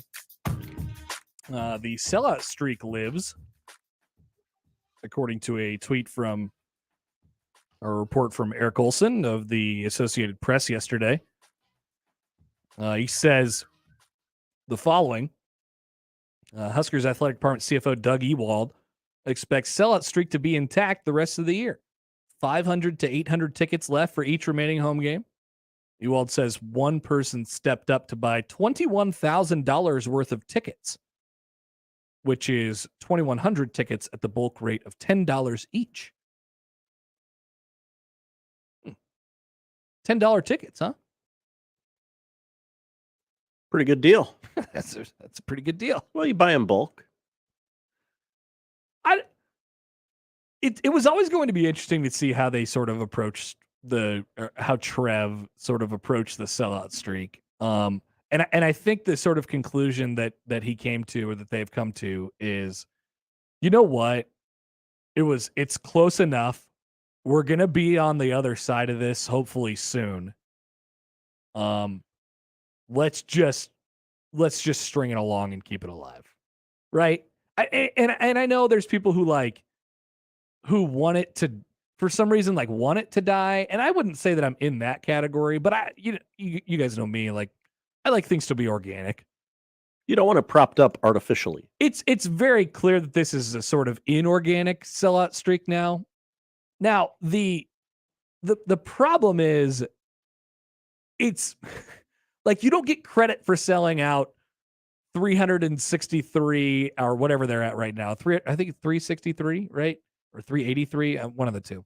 383? Yeah, we're in the 80s. You don't get credit for selling out 381 out of 383 games. For the most part, that streak is very, very real. Nebraska actually is sold out just about every game ever. But there are some where it's difficult, and it's been increasingly difficult for some of the worst games in some really, tough, difficult times for Nebraska football over the last decade or so. And, people sort of check out. So I think the decision was sort of made to say, hey, let's it looks weird, but I do think we're going to appreciate this in a couple years or maybe 5-10 years down the line when the sellout streak is well into its 400s and, the stadium's a little smaller and people are excited to come and watch Husker football again and be there on and be engaged. And not that doesn't happen. I just think there's, in some cases not enough to fill a stadium full of it right now. So I think that's all part of the plan here from Trev Alberts. We could talk about that a little bit later. But here's Nebraska's interim head coach, Mickey Joseph. You can preach staying on course, but working hard, and making things happen. You got to practice that way. You got to practice to make things happen. And telling them today, we got to make sure we're finishing on every play and every drive. And today, at practice, the kids they flew around. They got after it. It's a straight tough Tuesday practice, but we appreciate the way they came out today. We're gonna take a step in another direction because we got to play well in all three phases to win this game. It's an explosive offense, a team, the quarterback's averaging 300 yards a game, and the defense is top 10, top 20 against the rush. I think they're giving up 2.9 yards a rush, but it's a really good football team. It's a mature football team. They've done a really good job. Brahms done a really good job of keeping his kids in a program. And I think that's part of being successful is keeping your kids in a program. Questions? What's the biggest step you got to take on the O-line? And I mean, it's kind of the personnel you have at this point, right? Mm-hmm. Or what's your thoughts right now with where you're at? What's got to happen? Well, we got to get them some help. We got to give them some help with the play calling, with protection, all of that. And we got to make sure we have our best five on the field. What's the status of Quentin and Luke this week? They both look good today, but they'll be day to day. They'll be day to day. How comfortable do you feel with the backup situation there? Those two guys either can't go or they have to leave the game on Saturday. I have no choice but to feel comfortable. Like I said, when I was in Jersey, we can't play with 10. So I have to feel comfortable with those guys.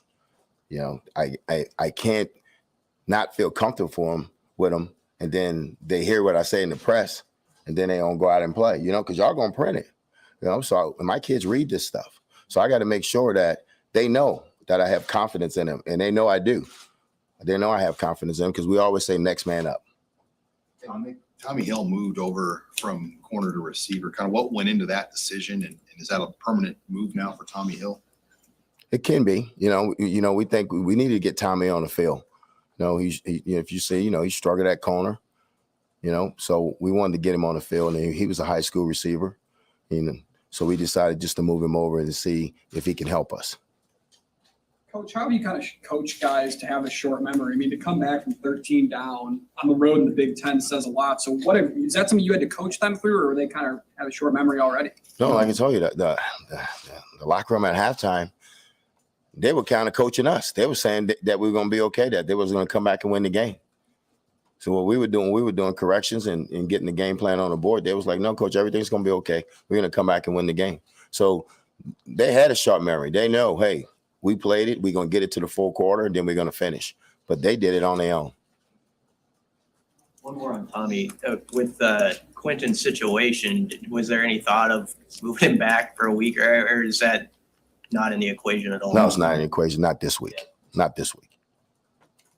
Gabe Urban didn't appear in that game. What was the decision at running back? Was that situation? Well, Gabe, we tried to see if Gabe would go. He's got that toe injury, so we tried to see if we was able to go, and he didn't look good in pregame. And one of my rules here that the trainer don't tell me that the kid's ready to go, I don't say the kid's ready to go. The position coach don't say he's ready to go. The fans don't say he's ready to go. That kid tells me when he's ready to go, and he said he wasn't ready to go. And that's the way it's going to be as long as I stand in front of this team. Is there on the offensive, back to the offensive line discussion, are you leaving open the possibility that could be rearranged again? Yes. Yes. I mean, 2019 at LSU, we had a different 5 every week. So, you know, with the injuries and everything's going to play right now, so it could be a different 5. But we're going to get our best 5, though. When you look at that offensive line, when you try to hang your hat on something, what would be their strength? I mean, what can this group do to put it all together right? It's really week to week, you know, what we need to do to win the game. You know, if we need them to run block to win the game, they're going to run block. But if we need them to pass block, they would pass block. And they just got to continue to work. But, you know, my thing is I think that they're really good run blockers, but they also can pass block also. You know, we've been getting a lot of blitz. They've been heating us up a lot the last 2 weeks.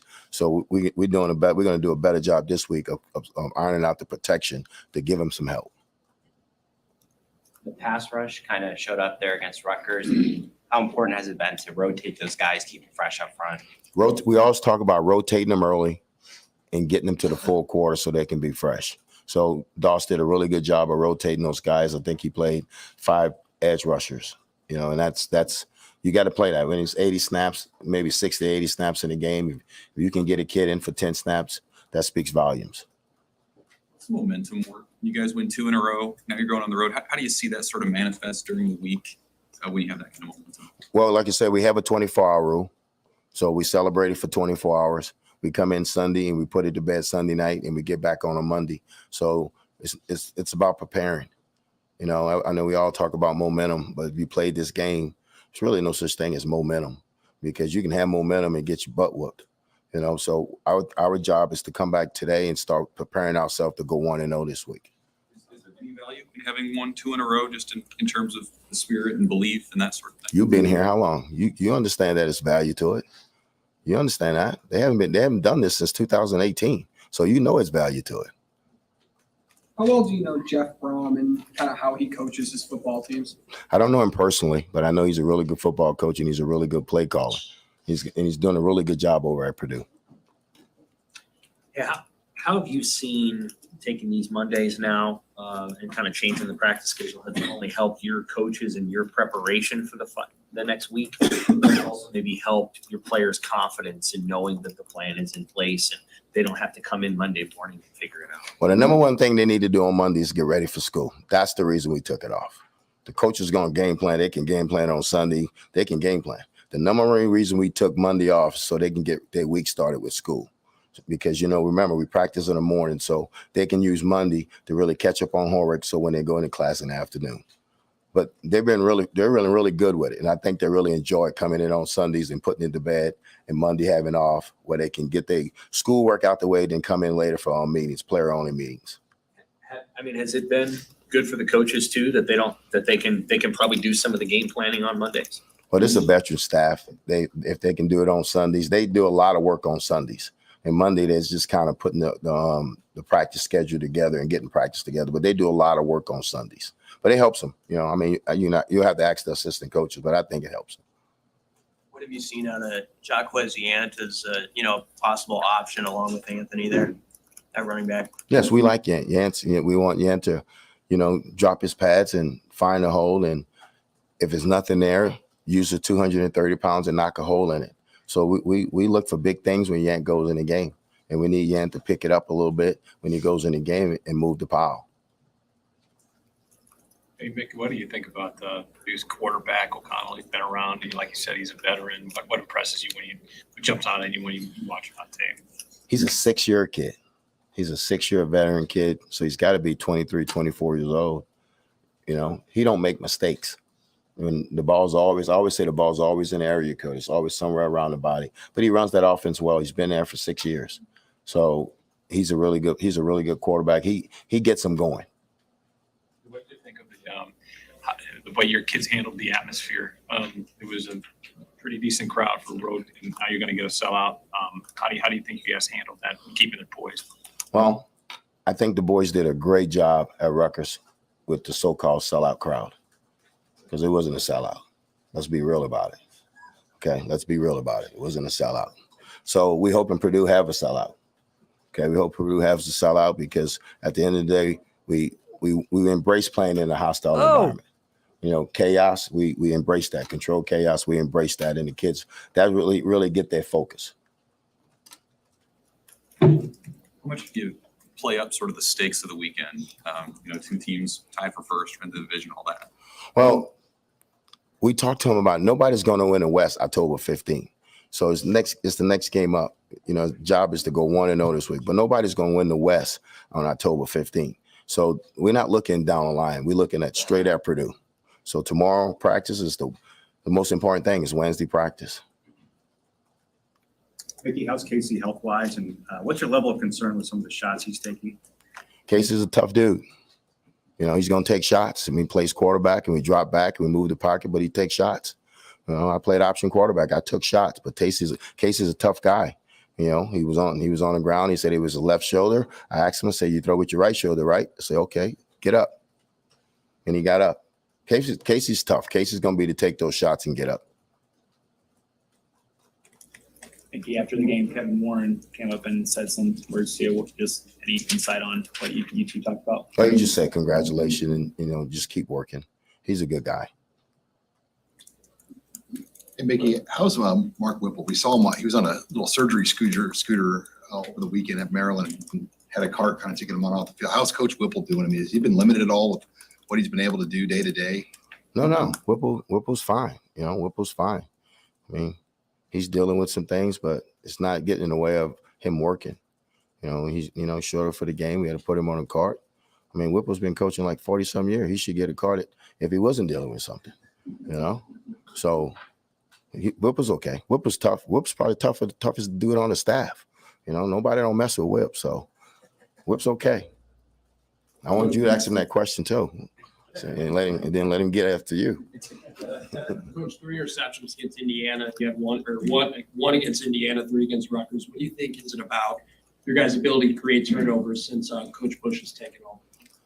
You know, Bush and Fish is doing a really good job at that back end. They really clean up the kids' eyes because you're gonna get more picks and zone coverage, and so they clean up their eyes. They're doing a really good job working together. It kind of reminds me when Bush was with Corey Raymond at LSU, that the kids are breaking on the ball, they're trusting what they see, and they're making plays. Kind of going off that, Coach, I mean, it's been since the third quarter against Oklahoma, and you guys have a lot of point in the second half. So, I mean, that was a problem for this team in recent years. So what's been the change you think that's been more successful just in the third and fourth quarter? Well, we made a change, that defense coordinator. That's the change. You had a guy enter the portal today, but how have you felt about that, just that wide receiver room as a whole and like where it is? I guess Bonner made the trip, you know, on Friday, and just kind of what's your assessment of that whole group and what's happened? It's still a strong run. You know, I mean, Isaiah has that right. You know, he wasn't happy. He wanted to be the number 1 guy, and we couldn't do that for him. But Isaiah's a good kid. He's done everything we asked him to do. But that's the reason to have the portal. I mean, coaches leave all the time. So when the kid leave, you can't sit back and be angry at him. You got to say, hey, if I can help you in any way, let me know. Because that's being real. That's being real, not yelling and screaming at them saying, I want you to stay here. No, if they want to leave, then they have that right to leave. What do you see out of young Bonner just got here? What's his potential? Oh, ceiling is high. Kid's going to be a really good football player. But we're going to put him out there when he's ready. So Omar Manning on crutches on Friday. What's his long-term? He's day to day. You know, he got tackled on an over route and got his ankle caught up in the turf. So he's day to day. We'll see how he is at the end of the week. Coach, back-to-back second half shutouts. Has there been any thought to black shirts again, or is that still no? All right. Thank you, Coach. Thanks. Thank you. No. Mickey, is he getting more comfortable? Do you think? I think so. Yeah, I think he's probably, you know, he made reference to this a couple of weeks ago. I don't know how much he likes doing this, but he does it. Like he said, it's a part of the job. It's part of what he does. So and he answers the questions. It's not like he's being. He's not being. He's not bristling or anything. It's just. Yeah. He's not being Popovich out there. This is the direct answer to the question. This is so. Have you given any more thought to the black shirts? No. He got a little loose there on that Rutgers sellout thing. What'd you think of the how the kids performed in Rutgers and that sellout crowd? Was a sellout. Hopefully hopefully Purdue has a true sellout. Good stuff. All right. Your thoughts. Bring them to us at Happer Show on Twitter and the JTech Construction Zone Twitter feed at Connor Happer as well. You can also call or text 402-951-1620 on the Les Hills Harley Davidson hotline. We'll come back. Big Mickey overreaction. Yeah. I got a couple minutes for that before we get to the odd news. Next on 1620 The Zone. Previously on Unsportsmanlike Conduct. No, I didn't watch the movie, so I'm not familiar. But when he did the whole finger snap thing, it just took out half the population, right? It didn't discriminate. Like, it didn't take out all the good people. It was just random. Yeah. So there you go. You're taking out at least some bad people. So he was half good. Wow. Now that's a glass half full perspective. That is a John. glass Thanos half full. was right. Yeah. Wow. I haven't heard this opinion before. Big Thanos guy, John. Interesting. Unsportsmanlike Conduct with John Bishop and Josh Peterson. Weekdays 2 to 6 on 1620 The Zone. Your Omaha area forecast presented by Bellevue Berry and Pumpkin Ranch from the KETV Newswatch 7 Weather Center on 1620 The Zone. It will be a mild and blustery afternoon for your Tuesday with temperatures approaching the mid-80s. I'm tracking a high temperature of 85 degrees. Meanwhile, wind gusts can get as high as 30 to 35 miles an hour. By tonight, there's a small chance of showers and thunderstorms, primarily after 10 o'clock, wrapping up by daybreak Wednesday with a morning glow of 48 degrees. Meteorologist Anthony Copeland for KETV News Watch 7. More with Connor and Josh after this. We're going to have an extensive professional relationship, my man. On 1620 The Zone. Your vehicle is important. It gets you where you need to go, but it does much more than that. I'm Darcy with Dingman's Collision Center, and at Dingman's, we know your vehicle is an investment and that safety is your priority. To make sure your vehicle is as safe as it was prior to an accident, bring it to Dingman's for proper, safe, and certified repairs. We protect you and your investment. We've been voted Best of Omaha for the past 17 years. At Dingman's, we'd rather be the best than apologize for anything less. Find us at dingmans.com. It's finally fall, and with the change in seasons comes cooler weather and jam-packed calendars. Sometimes I put my own needs on the back burner. It's not the easiest thing to remember to stay on top of my health, but if it means I'll be around to celebrate the special moments ahead, I'll make time to do it. I'm getting a head start on my best year of health yet by talking to my doctor and scheduling a mammogram. Join Nebraska Medicine on Friday, October 14th from 6:30 to 8:30 a.m. for Break for Breakfast, a drive-through event to reward you for making self-care a priority. You'll get free breast health info, breakfast, and a special giveaway at one of 3 locations: Omaha Home for Boys off 52nd and Ames, Shadow Lake Town Center off 72nd and Highway 370, or Village Point Health Center just south of Dodge near 175th and Burke. That's Friday, October 14th from 6:30 to 8:30 a.m. Visit nebraskamed.com/breakfast for all the drive-through event details. nebraskamed.com/breakfast.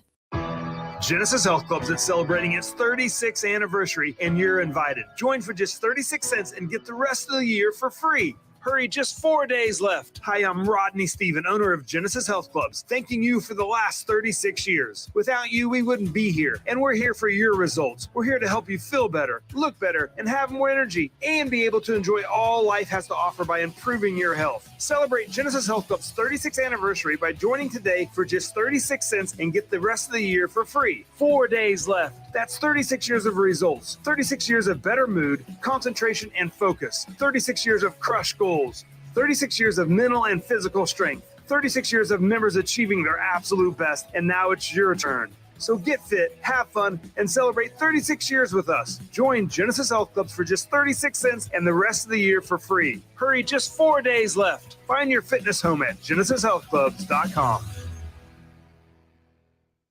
Hey everyone, Josh Peterson here from my friends at Rossi Clothier, celebrating over 30 years and coming up on Friday, October the 14th and Saturday, October the 15th, Rossi Clothiers welcomes in Schneiders of Salzburg to showcase their 2022 and 2023 men's and ladies outerwear design. It's going to be a great event with special pricing and more. Had an awesome conversation recently with Charlie. Cannot wait to upgrade my wardrobe. Celebrating over 30 years of timeless, elevated menswear, Rossi Clothiers, Rockbrook Village. You've got advanced prostate cancer, but you're not waiting around. You want straight talk, the facts about Orgovix. Orgovix Relagolix 120 milligram prescription tablets is a treatment for adults with advanced prostate cancer.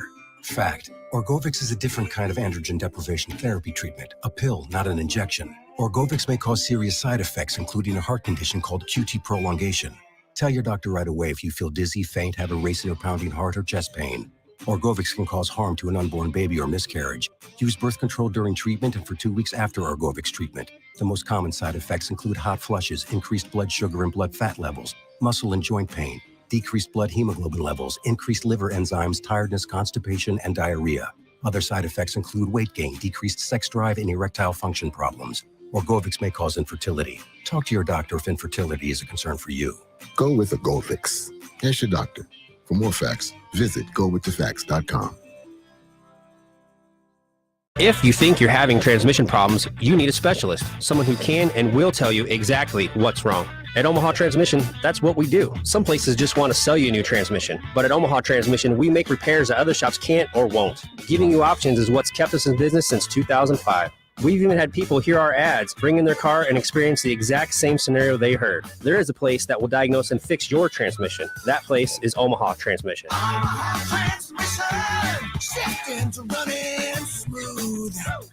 The Madness Haunted House will terrify you to your very soul. Come, your pants all over the 2 acres of fear at Pioneer Trail Orchard. Scream for 30 minutes until you can scream no more. Follow us on TikTok and Instagram. FearTheMad.com.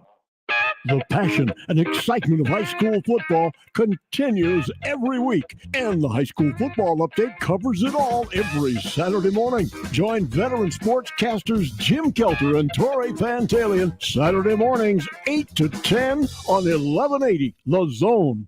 Equitable Bank. We take banking personally. EquitableOnline.com.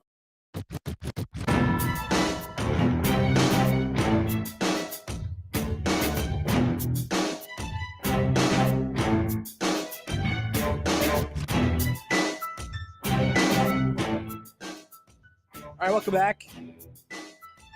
For the Connor Happer Show, you're on 1620 The Zone, 1620thezone.com.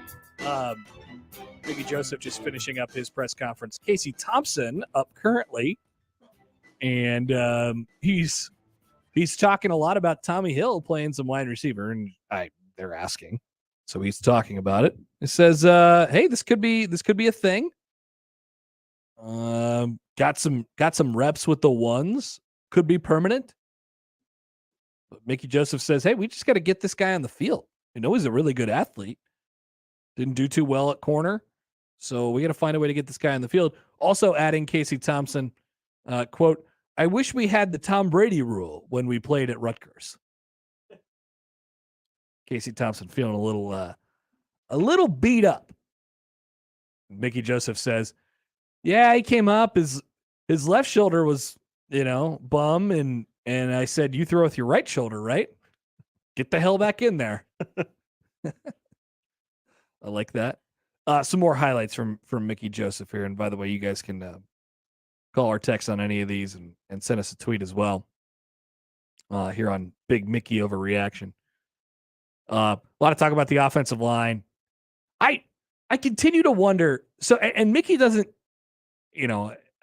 I don't know if there is an answer to this question. Like, how do you help the offensive line?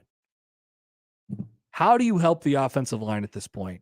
They're looking at all these different things they could do as far as the rotations are concerned, as far as reshuffling it is concerned. They said, got to get him some help. Got to get him some help with the play calling. Got to get him some help with the protection. And you got to get the best 5 on the field.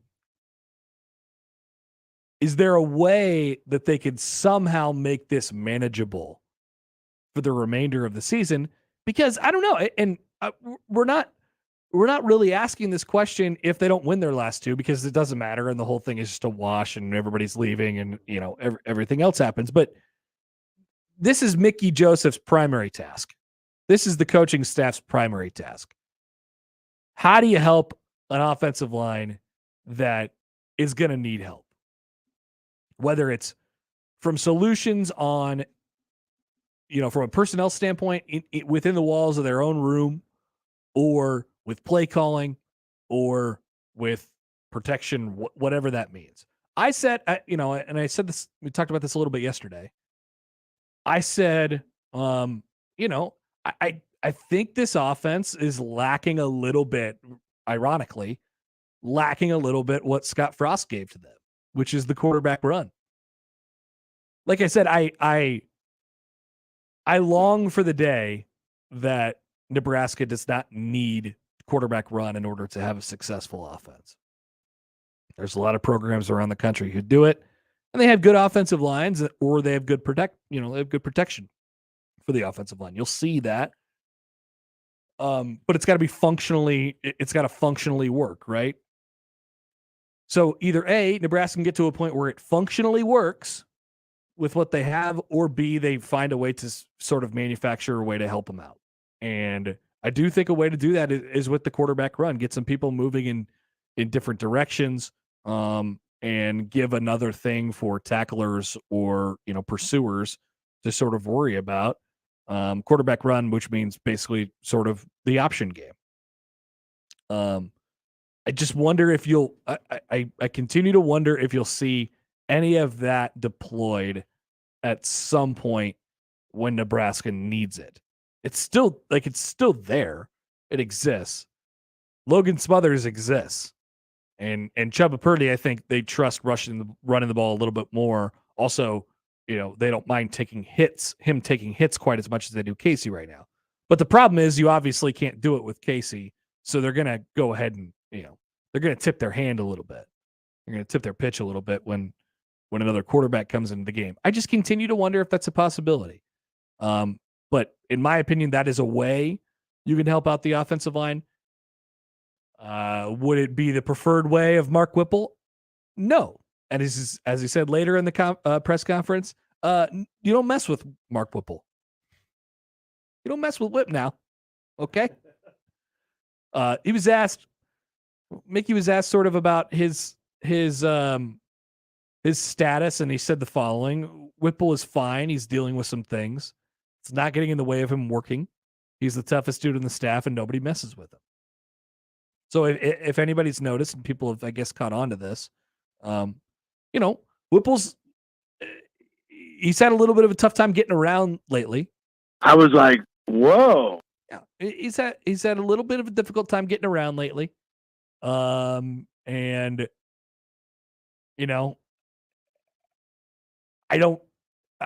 he obviously, if he's still coaching, if he's still on the sideline, he's still himself, then this can continue to roll here.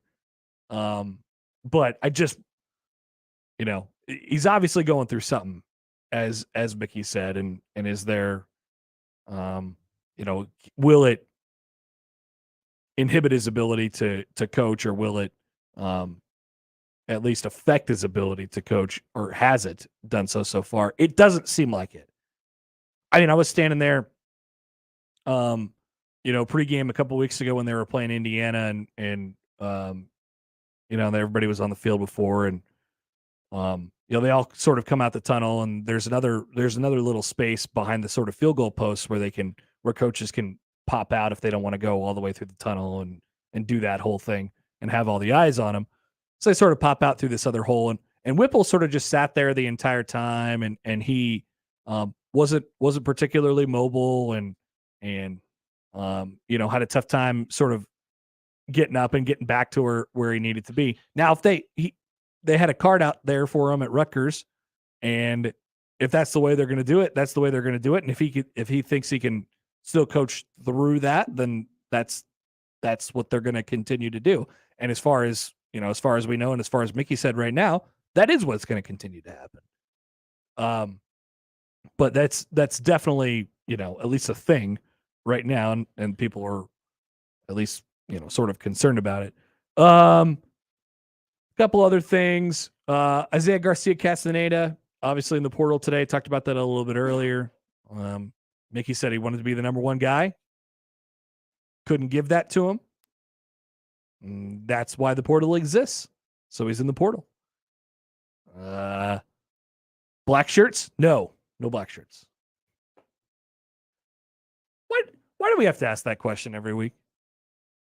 Because that is an easy column for a lot of people to write. Just Is it that? Is it really that?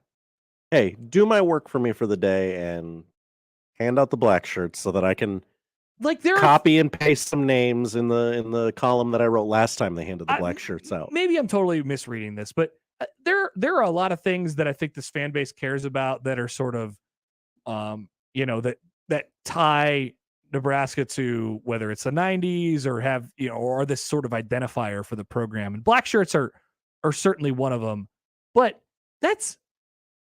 you have thought of Nebraska football and you thought of black shirts, but that's like a practice thing. They wear black practice jerseys.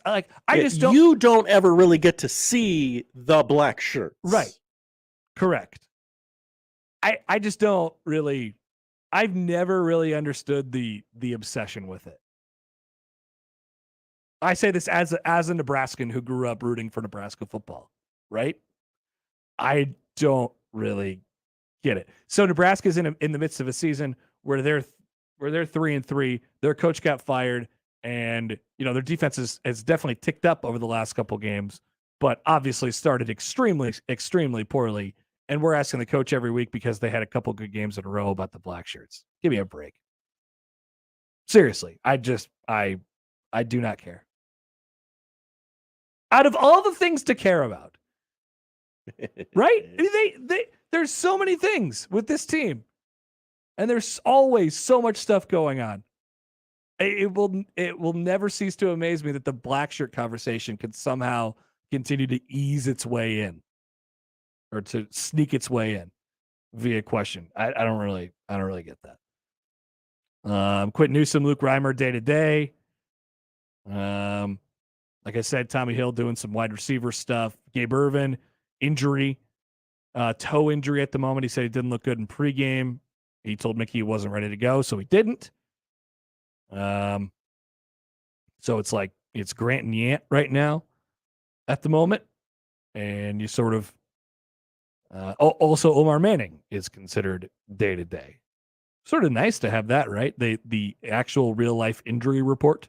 Even if we're calling people who are going to be out for a substantial period of time, if they, sometimes guys are day to day and they end up missing the rest of the season. But even if just acknowledging, hey, this guy's beat up a little bit. There's something going on here. Doesn't that sort of ease the mind a little bit?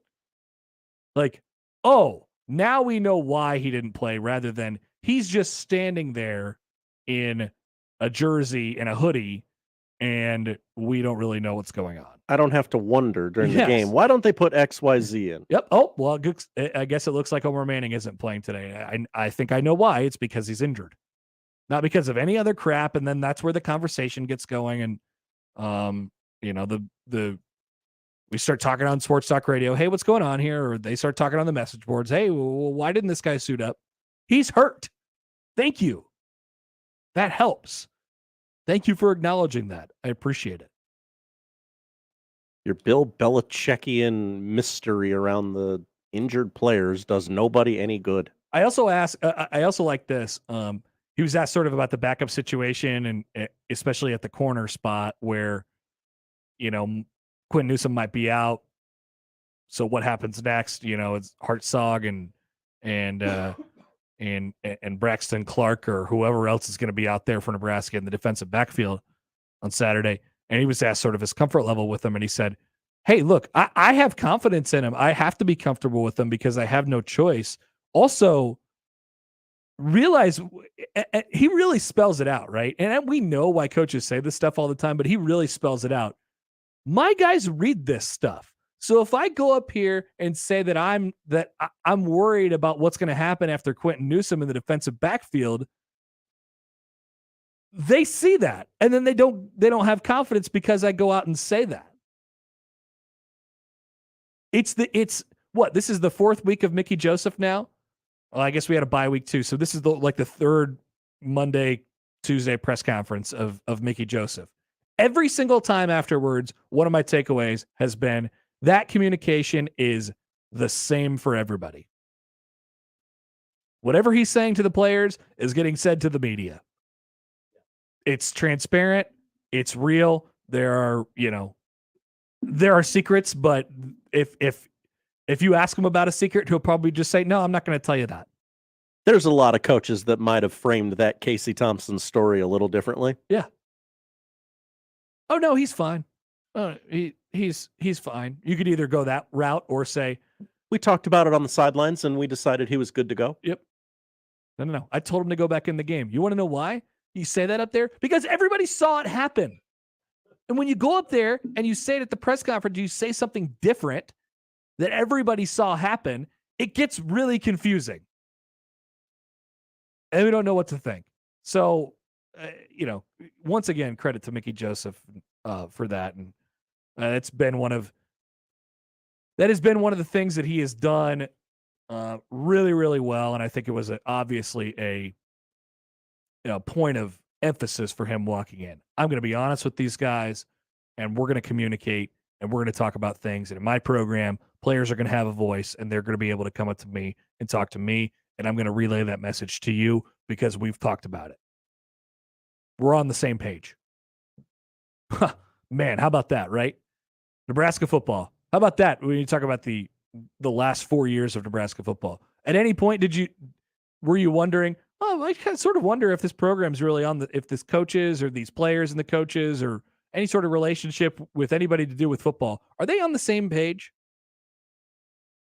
You had to ask that a lot. You don't have to ask that anymore. Like I said, I don't know what it means in the win column. Like, I don't know how good they are still, but that's important. If we're talking about finding a way to maximize and get ability out of guys that you may not have seen before, it's really important. So another week and another credit to Mickey Joseph for that right there. Where does the coach showing the quarterback memes of himself rank for you? Yeah. So what happened? I saw I know the meme. Mickey showed Casey a meme of Casey Thompson that says, bleep it, Trey Palmer down there somewhere. Yeah, which I love. Great meme. Yeah. It's absolutely true for Nebraska's offense right now, for sure. And Casey Thompson, his response was Casey liked the meme? Yeah, he chuckled when he saw it. It's pretty good. Connor, bad news. We are officially underway in Atlanta. So see ya. Have a good show. 1 pitch, 1 out. Run it back. Well, unfortunately, I'm going to ask you to stay engaged for a minute because we have to do the odd news. Oh, okay. I can handle that. All right. We'll come back with that next here on 1620 The Zone. But first, this week's Zone Deal is for Scary Acres. Ooh, scary. Scary Acres, home of Omaha's 3 greatest haunted attractions, the Master's Castle, House on the Hill, and the Haunted Woods. 2 passes of Scary Acres for just $28 is this week's Zone Deal, and they're on sale, as always, this Friday at 9 a.m., and they go fast at 1620thezone.com. It's an NFL coast-to-coast doubleheader on Sports USA. And first, we're in the Big Apple as Lamar Jackson and the Baltimore Ravens fly up to New York to square off with Saquon Barkley and the New York Giants. Then, it's off to L.A. as Stafford and the super champion Rams host Baker Mayfield and the Carolina Panthers. He's in. Touchdown, Carolina. It's the Ravens at the Giants, then the Rams hosting the Panthers. This Sunday on Sports USA. If it's the NFL, it's on 1620 The Zone. Follow your imagination to the Bellevue Berry and Pumpkin Ranch. Bring the whole gang and explore for treasure on the pirate shipwreck. See how the West was fun. Pretend you're a superhero as you jump on giant bounce pads. Maybe reserve your own campfire rental where you can roast marshmallows and tell stories. It's all up to you. And of course, go on a hayride and grab your own pumpkin. Priced by the size, not the pound. Follow your imagination at the Bellevue Berry and Pumpkin Ranch. 48th between Cornhusker and Highway 370. More info at BellevueBerryFarm.com. The 2022-23 Creighton sports season holds great promise for competing for Big East and national honors, and 1620 The Zone will be there all year long. The 1620 The Jays podcast covers all of Blue Jay sports, from volleyball, soccer, and cross country in the fall to basketball in the winter, plus baseball, softball, tennis, golf, and rowing. Join me, John Bishop, along with Josh Peterson and Connor Happer each week for interviews with Creighton student athletes and coaches. It's the 1620 The Jays podcast. New episodes each Friday on 1620thezone.com and on Twitter at 1620 The Jays. Hi guys, it's Andrew with Brookside Medical Clinic. Is erectile dysfunction damaging your relationship? Are you sick of the pill and all the side effects? Well, welcome to the future. We have a major medical breakthrough. Brookside Medical Clinic uses the most advanced form of wave therapy. Backed by 60 clinical studies, our technology uses pressure waves to repair and open up blood vessels. We've helped countless men get rid of their ED. But what is the true end result? Their relationship, even their lives, improve drastically. If you're ready to regain your love life, call us right now, and not only will the assessment and ultrasound be free, we'll also give you a gift that produces immediate results in the bedroom. It almost never fails. This is worth $550, and it's free to callers right now. 402-671-7777. That's 402-671-7777. Put a stop to your erectile dysfunction and experience what I call the happiness ripple effect. Call Brookside Medical Clinic now. 402-671-7777. It's time to get your Week 6 started off with a Thursday night same-game parlay on the FanDuel Sportsbook, America's #1 sportsbook. John and Josh here for FanDuel. And you can get free bets back if your Thursday night same-game parlay does not hit. So, for example, let's say you like the Bears and Justin Fields to go over on rushing yards, but Washington wins and Justin Fields gets sacked 20 times. Well, you can get that money back using the no-sweat same-game parlay available from FanDuel. John, I love games like this because you can just bet on turnovers happening. Give me a Carson Wentz anytime interception, a Justin Fields anytime interception, and you can make some money. Download the FanDuel Sportsbook app today and sign up with our promo code 1620. That's the FanDuel Sportsbook promo code 1620. 21 plus and present in Iowa.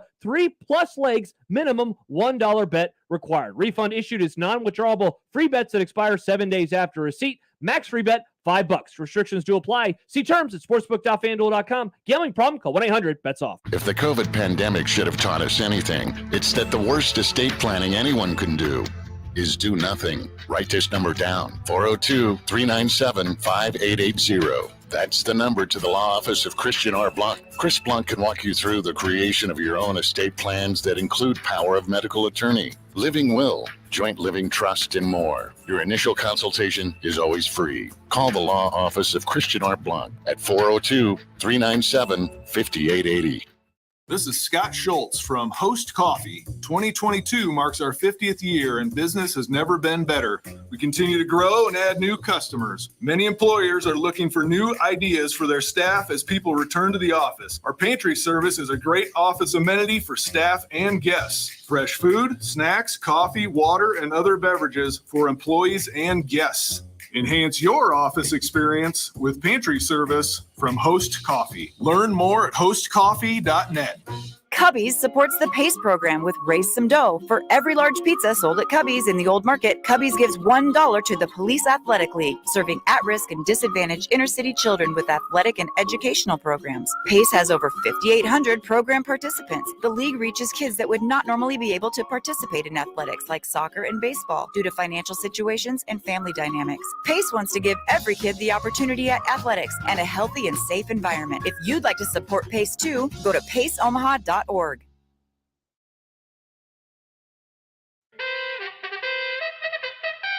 And now we've reached the point in the show where Josh Odson reads the peculiar, the bizarre, the comical, the odd news with Odd Son.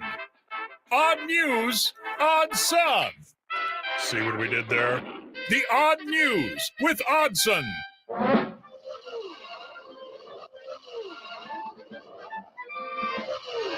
Hey, it's time for the odd news. We have lost Josh, though. No, he's still here. He's just in shambles after the Phillies have taken a 1-0 lead in the first inning of the NLDS. Yeah, just pain. It was pain everywhere. It's okay. Pain. It's okay.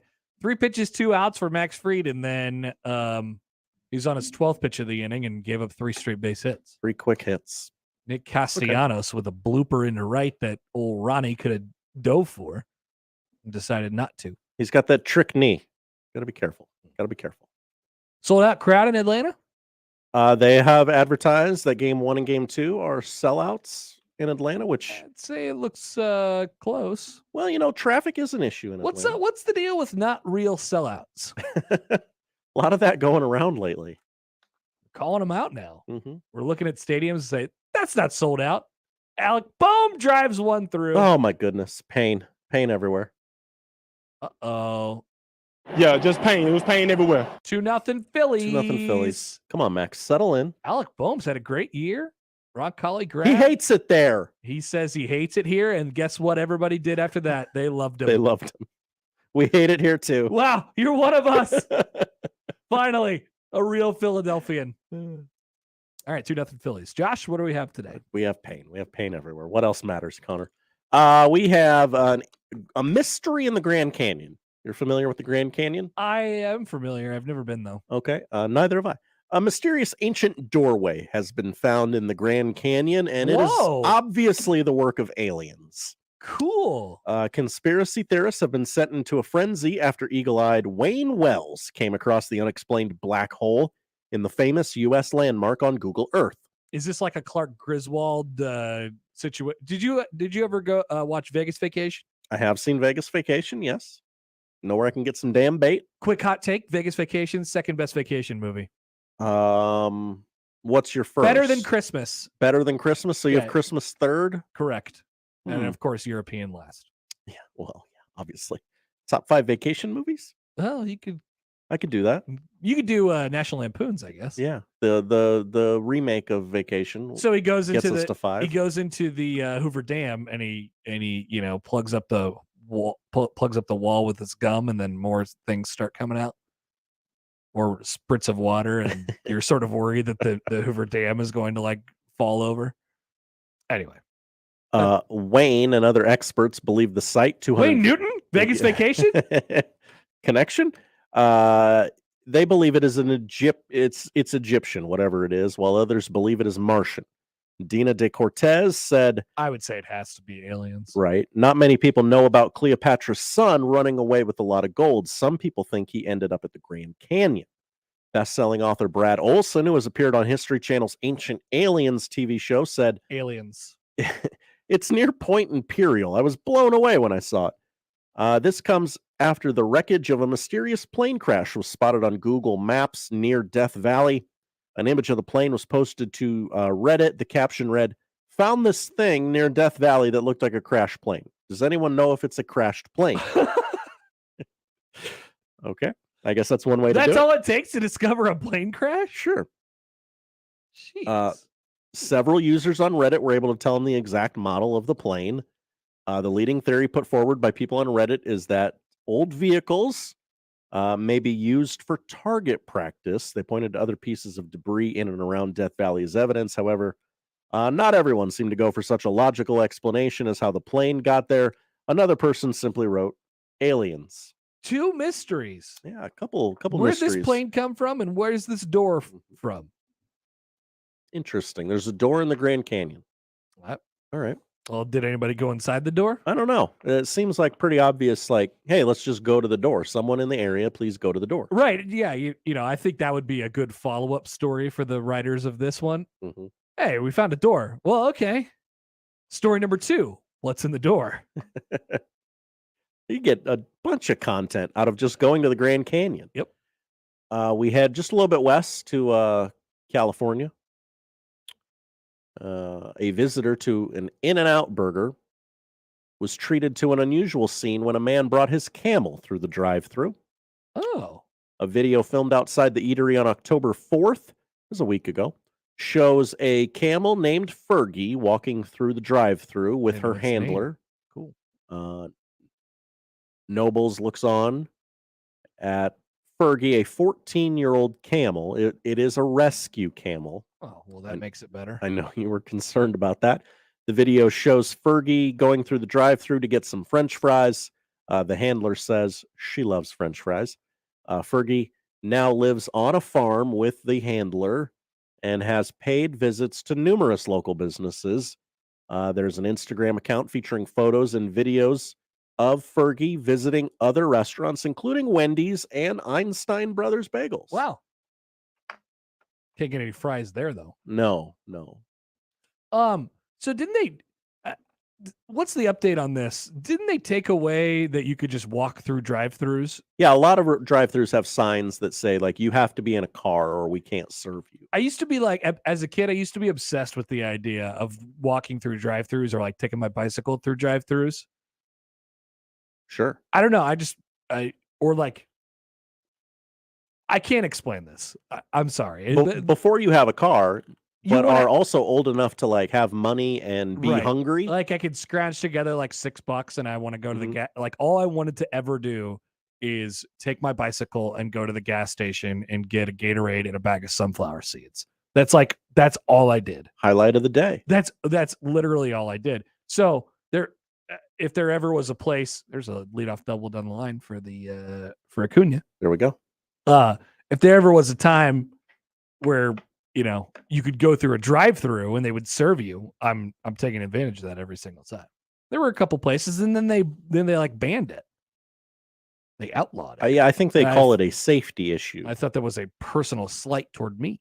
Well, you might be the reason for it. I don't know that. I don't have that confirmed or not. It's coincidental timing, I guess. Finally, we stay in the Nevada area for a story. It's a little tricky. It's a long story. I'm going to try and breeze through it as quick as possible. We have a new country, a new nation. Oh, within our own borders.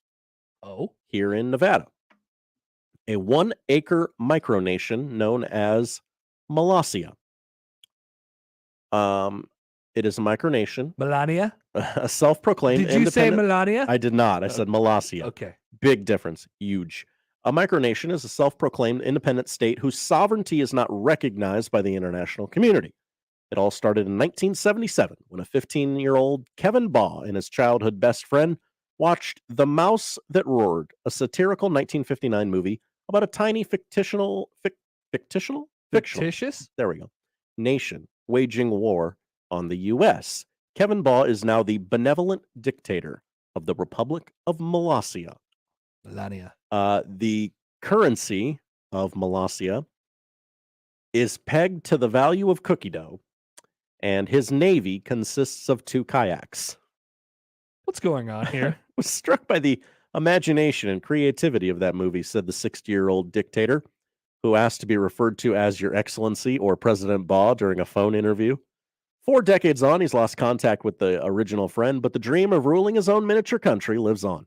Baugh is now the self-proclaimed benevolent dictator of Molossia, a 1-acre micronation with a population of 35 in the northwestern Nevada desert. A micronation was born at a suburban house in Portland, Oregon in 1977. It was originally known as the Grand Republic of Vuldstein. Baugh appointed himself prime minister, and his childhood friend Spielman was made king. Baugh conceded that back then it was a little more childish. It was more fictional, I guess you could say. There was no internet back then, so we made it up as we went along. Spielman eventually abandoned the project, but Baugh continued working on it sporadically while he served in the U.S. Army. He left the Army in the 90s and settled in Nevada with his family. Around this time, he started taking the idea of a micronation more seriously. So they celebrate some holidays. I'm on the molossia.org website. Ooh. At the moment. Would love to know that. Saturday, October 15th. Is it Saturday? Is that Friday? Saturday, I believe, yes. Saturday is the holiday that will be celebrated in Molossia. Is called the Day of Merriment. Ooh. Now, what is this honoring? Good question. It is our First Lady's birthday, a day of happiness and celebration, and presents, cake, and ice cream. And that's for the whole country. Last month on September 15th, they had the Moon Pie Festival. Ooh, I love a good moon pie. Let's see some other holidays that they might celebrate. January 28th, they celebrate Molossophone Day, a day to laud our national musical instrument, the molossophone. Ooh. Is that what the country's named after?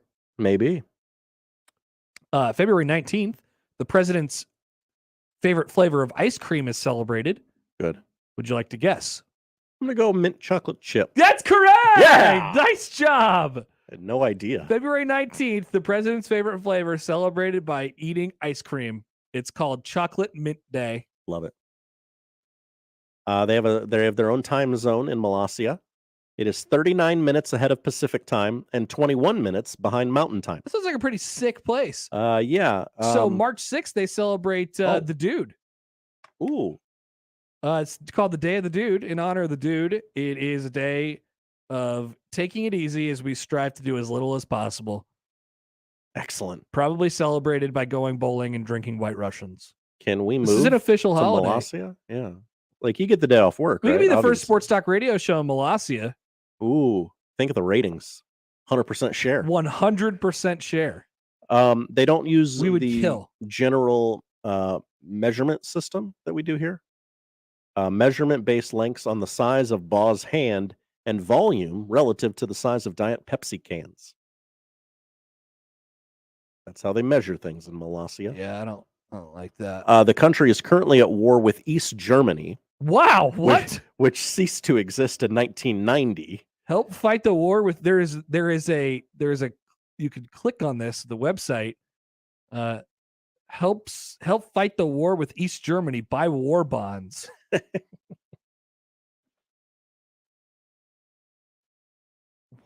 They were also for a brief period at war with another micronation named Mustachistan. A micronational war is just somebody spamming your email box or something like that, he explained. They also go by Celsius.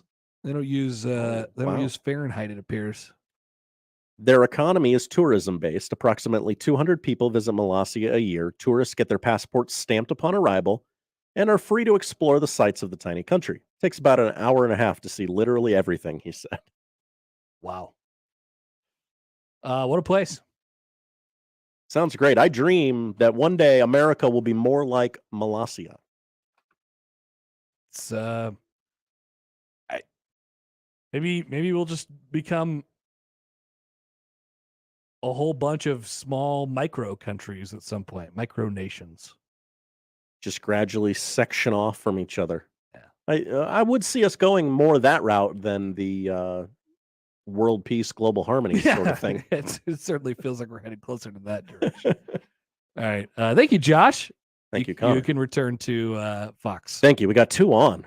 One out. Bottom of the first. By the way, KU update. Jalen Daniels, he left that game for Kansas on Saturday. Lance Leipold said today that he is doubtful for this week's matchup against Oklahoma. Uh-oh. So that means they will have to have more of Jason Bean. Did you watch Jason Bean play football on Saturday? A little bit. He was pretty good. Yeah. It's Bean time. It's Bean Town. I mean, you can still kind of Lawrence is Bean Town. You can still run all over Oklahoma. Sure can. Where is that game? Let's find out. Well, neither of them are in the top 25 anymore, that's for sure. Well, I guess Kansas still is. Oklahoma's an 8-point favorite. Give me KU. 8 points, huh? KU to cover that. Yeah. Now this coverage. I don't need this coverage here. I don't need the Freddie Freeman versus Matt Olson Josh is talking comparison. Talking about something that nobody could see. No, I don't care, Connor. All right, we'll be back with more next year on 1620 The Zone. Live from the Host Coffee Studio, this is 1620 The Zone. Shingles add beauty, protection, and value to your home. You want CertainTeed shingles. Carp's Complete Home Exteriors is a certified CertainTeed shingle master. When it comes to your roof, CertainTeed shingles and Carp's have you covered. Online at carpsomaha.com. This is Darcy with Dingman's Collision Center. We have run our business for years by helping the vehicle owner retain the value of their vehicle by working for them with warranted, safe, high-standard repairs. For this reason, Omaha vehicle owners have chosen Dingman's to repair their vehicles. Your loyalty has been shown through repeat business and amazing referrals. You've also voted us first place Best of Omaha for the past 17 years. We want to say thank you for choosing the Dingman family and our incredible technicians to repair your vehicles. At Dingman's, we'd rather be the best than apologize for anything less. Want to know what makes 42 Degrees the source for Kratom, CBD, Delta, and a whole lot more that might be helpful with sore muscles, aching joints, and other ailments? Then stop by any 42 Degree location, talk with the most knowledgeable and friendly staff, and see what Kratom, CBD, and Delta can do for you. Want to know more? Then go to our website, 42degrees.com, and see what our customers say about our staff. 42 Degrees, your source for all your needs. By your mom's house. Prescription products require an online consultation with a healthcare provider who will determine if a prescription is appropriate. Restrictions apply. See website for full details and important safety information. Subscription required. Refund available for 60 days after purchase. Guys, want an effective, affordable way to get ED medication 100% online? Whether you're looking for Viagra or Cialis, or generic medications as effective as Viagra but 90% cheaper, you can find it all through HIMS. HIMS is your go-to for doctor-trusted treatments to help you treat ED. Get ED treatment for as low as $3 per use and save up to $1,000 per month with generic for Viagra versus the brand name at 4hims.com/radio. If prescribed, your medication will be shipped to your door in discreet packaging. Do it all online. No in-person appointments. Get hard results with HIMS or your money back. Go to 4hims.com/radio to get your first visit free. That's 4hims.com/radio to get started free. forhims.com/radio. It's Super Start Battery Month at O'Reilly Auto Parts. Get up to a $25 gift card after a mail-in rebate with the purchase of select Super Start batteries. For power, performance, and reliability, choose Super Start batteries. We also have battery solutions for many hybrid and electric vehicles. Stop by your local O'Reilly Auto Parts today. O'Reilly Auto Parts. West Omaha, you're in for a treat. Cops is now open at 180th and Center. Famous for their pizza and wings, but with their new location comes an extensive new menu that includes salmon, certified Angus beef fillets, ribeyes, New York strips, several pasta dishes, salads, and an extensive variety of shareable appetizers. Dine in, carry out, or delivery. Now open at Shadow Lake Town Center and 180th and Center. Click copspizza.com to see the menu. Pizza, steaks, pasta, salads, and so much more. Without the ones like you, who work tirelessly to keep things running, everything would suddenly stop. Hospitals, factories, schools, and power plants, they all depend on you. No matter the weather, emergency, or time of day, you're the ones who get it done. At Grainger, we're here for you 24/7, with supplies and solutions for every industry, and access to product specialists ready to help. Call, click Grainger.com, or just stop by. Grainger, for the ones who get it done. Every search you make, every click you take, they'll be watching you. Are you tired of being tracked online? There's a simple solution. DuckDuckGo. It's an all-in-one privacy app with a built-in private search engine, web browser, one-click data clearing, email protection, and more, all for free. Download the app today and get the most comprehensive privacy protection with the push of a button. DuckDuckGo. Privacy simplified. Shop Woodhouse Place Hyundai and Nissan, 144th and Giles. KOZN, Bellevue, Omaha, Council Bluffs.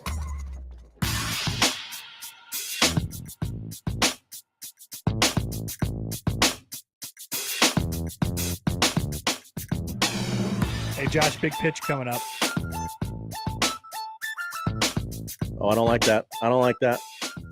That wasn't Raspberries. That was sort of a dub. That's okay. That was they upped his pitch count. All right, so the Braves leave the bases loaded in the first, grounding into a double play with the bases loaded and one out by William Contreras. Batted into a double play. The original user of the trumpet song. That is correct. People forget. Interesting. All right, so Josh is on pins and needles. We wait. We go back to a little Nebraska football thing here that I was just thinking about over the last couple days. So, winning ugly, obviously something Nebraska has not been very good at, and I think we talk about winning ugly in a really interesting and probably weird way around here, because we talk about winning ugly in the sense that, yeah, it could be better, it should be better, and that type of performance is going to come back and hurt you against better teams. And I'm not saying that Nebraska won't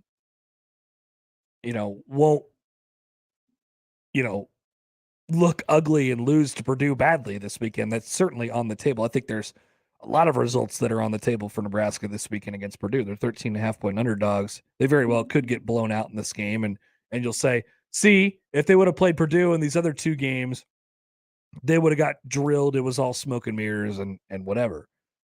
But I do want to remind people of this as it pertains to winning ugly and winning ugly in the Big Ten West. Nobody wins pretty in the Big Ten West. It doesn't happen. Unless you were Wisconsin when you were really rolling, and they're certainly not anymore, although they, I guess, won pretty on Saturday against Northwestern. That's just not the way this division ever goes. You could take teams from 1-7 or 1-6 in some years, or, maybe that last team is getting stomped on by everybody. But usually a game in the Big Ten West against another Big Ten West team is going to be close, and it's going to be competitive. And, Nebraska's taken a lot of losses over the last couple of years, and maybe a lot of teams would have walked away from it and said, yeah, we won today. We beat Nebraska. Great. But that's the team we should have beaten. We won ugly. I just don't think you could take any of that for granted in this league, in this division, and how competitive it is right now. Like Mark Whipple said last week, it's not, it may not be quality, but it is competitive.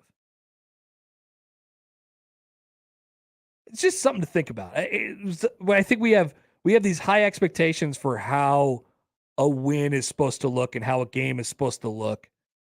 And I just, if there's one thing that Nebraska not being good over the last several years has sort of taught us, I think there's a couple things that you should take away. The biggest one for me is never discount a win or discredit a win in this league. Nebraska's taken their medicine plenty against teams in the Big Ten West, and against teams in the Big Ten Conference overall. So when you get a win, and especially when you get on the road, and you won it 14-13 against Rutgers, and you had to pull away in the fourth quarter against Indiana. I know those are two East teams there. You take it and you walk away. Yes, you'll learn from it, but that doesn't really say anything about what's going to happen against Purdue.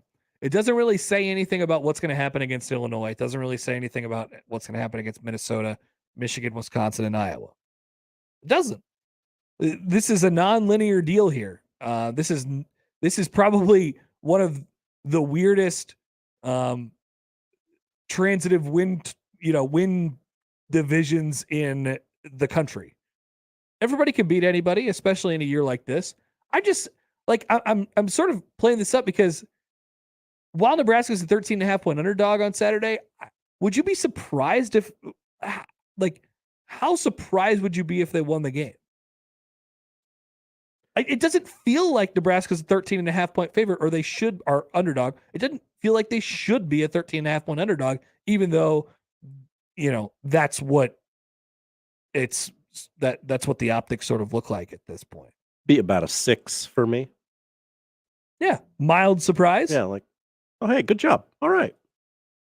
There is something to be said for winning games, just winning games. I bring this example up all the time just because it's the easiest one that we can use. But Minnesota 2019, they started off that season and they won a game in overtime against a team that they were supposed to beat, and they won a game late on the last play or two, or it was a touchdown game against South Dakota State. People were like, man, I just don't know what to make of Minnesota this year. And then they just get that train rolling downhill. We haven't seen this. We haven't seen this group of guys with that train really rolling here yet. And I'm really curious to see what happens when it does. And it does. I mean, you hear guys up at the podium today, and you hear Mickey at the podium, and they're beat up right now. And yes, of course, that affects you during a football game, but confidence is a big thing too. And momentum is a big thing too. No apologies for Nebraska winning against Rutgers and Indiana. All right. You can call or text in the show, 402-951-1620. We'll come back. Let's get the top 5 here. We still have to hit, if we can squeeze it in, NFL reaction, overreaction. We could do that as well. We got takes. Shatel's coming too in the 1 o'clock hour. We'll be back with more next year on 1620 The Zone. First, we're here for the FanDuel Sportsbook. Start off week 6 with a no sweat same game parlay from America's #1 sportsbook, FanDuel Sportsbook. And it doesn't matter if you're new or if you already have an account, you'll get free bets back if your Thursday night same game parlay doesn't hit. This week it is Commanders Bears. Just look at those two quarterbacks. They suck. They're going to throw interceptions. There's going to be turnovers. How about David Montgomery to score a touchdown? How about David Montgomery over on rushing yards? There's so many different things you could look at and cook yourself up a nice little same game parlay to get your week started right on a Thursday.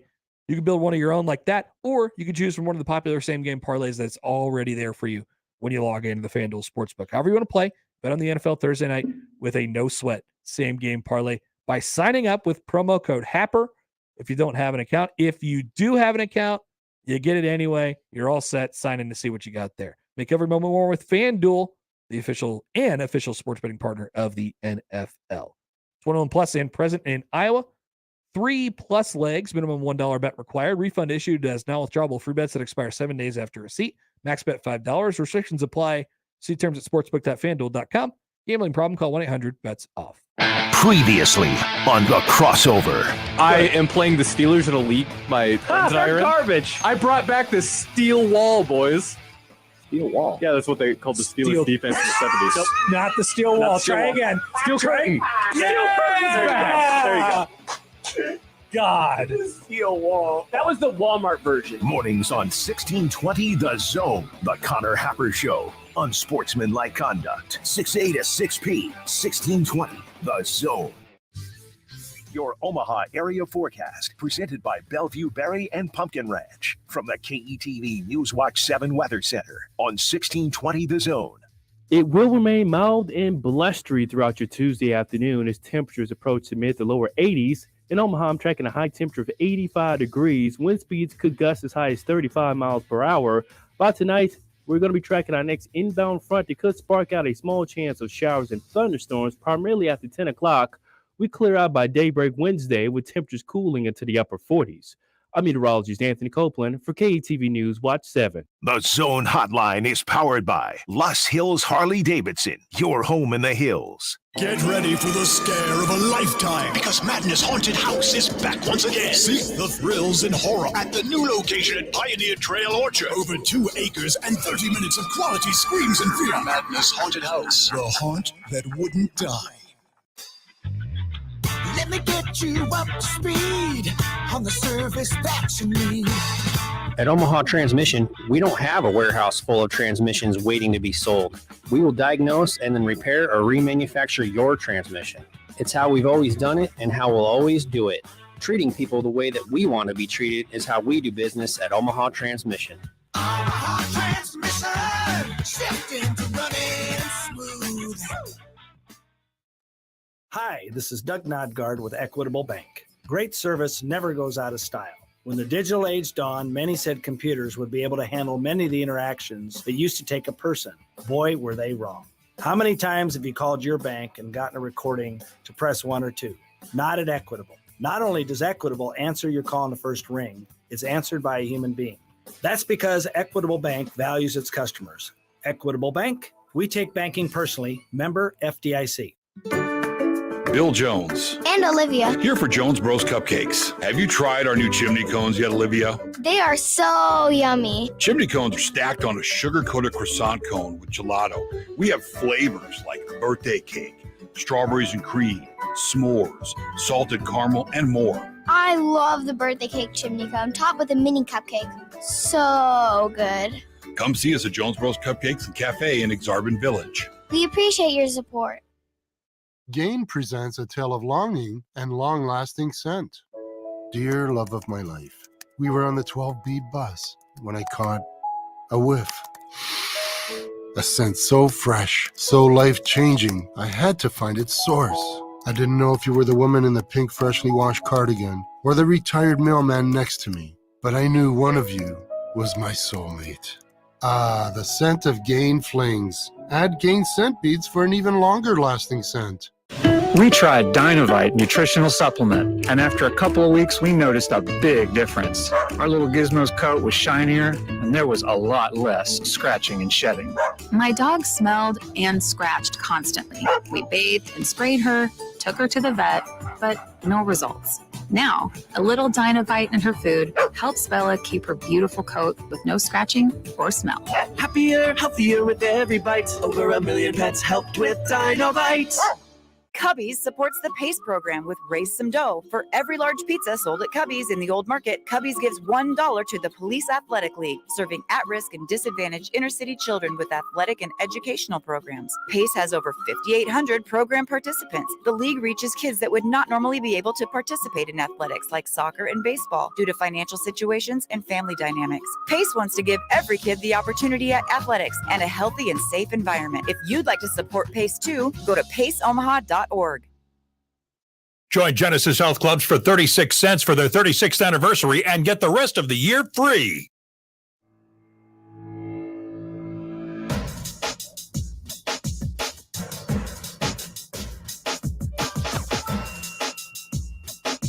All right, you missed it during the break.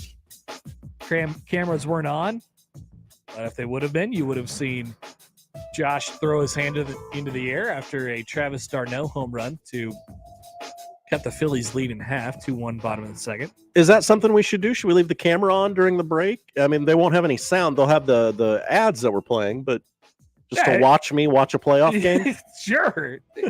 Look, we're a hashtag content company. We are.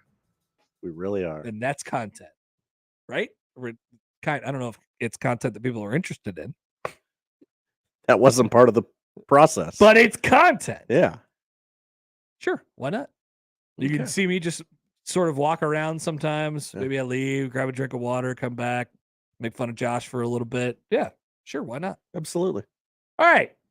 Josh's top 5 today. Is this where you unveil your bottom 5 NFL teams? That is correct. It's bottom 5 day. Let's go. Number 5. God, come on. Take forever. Number 5. It was down to the Arizona Cardinals and this team.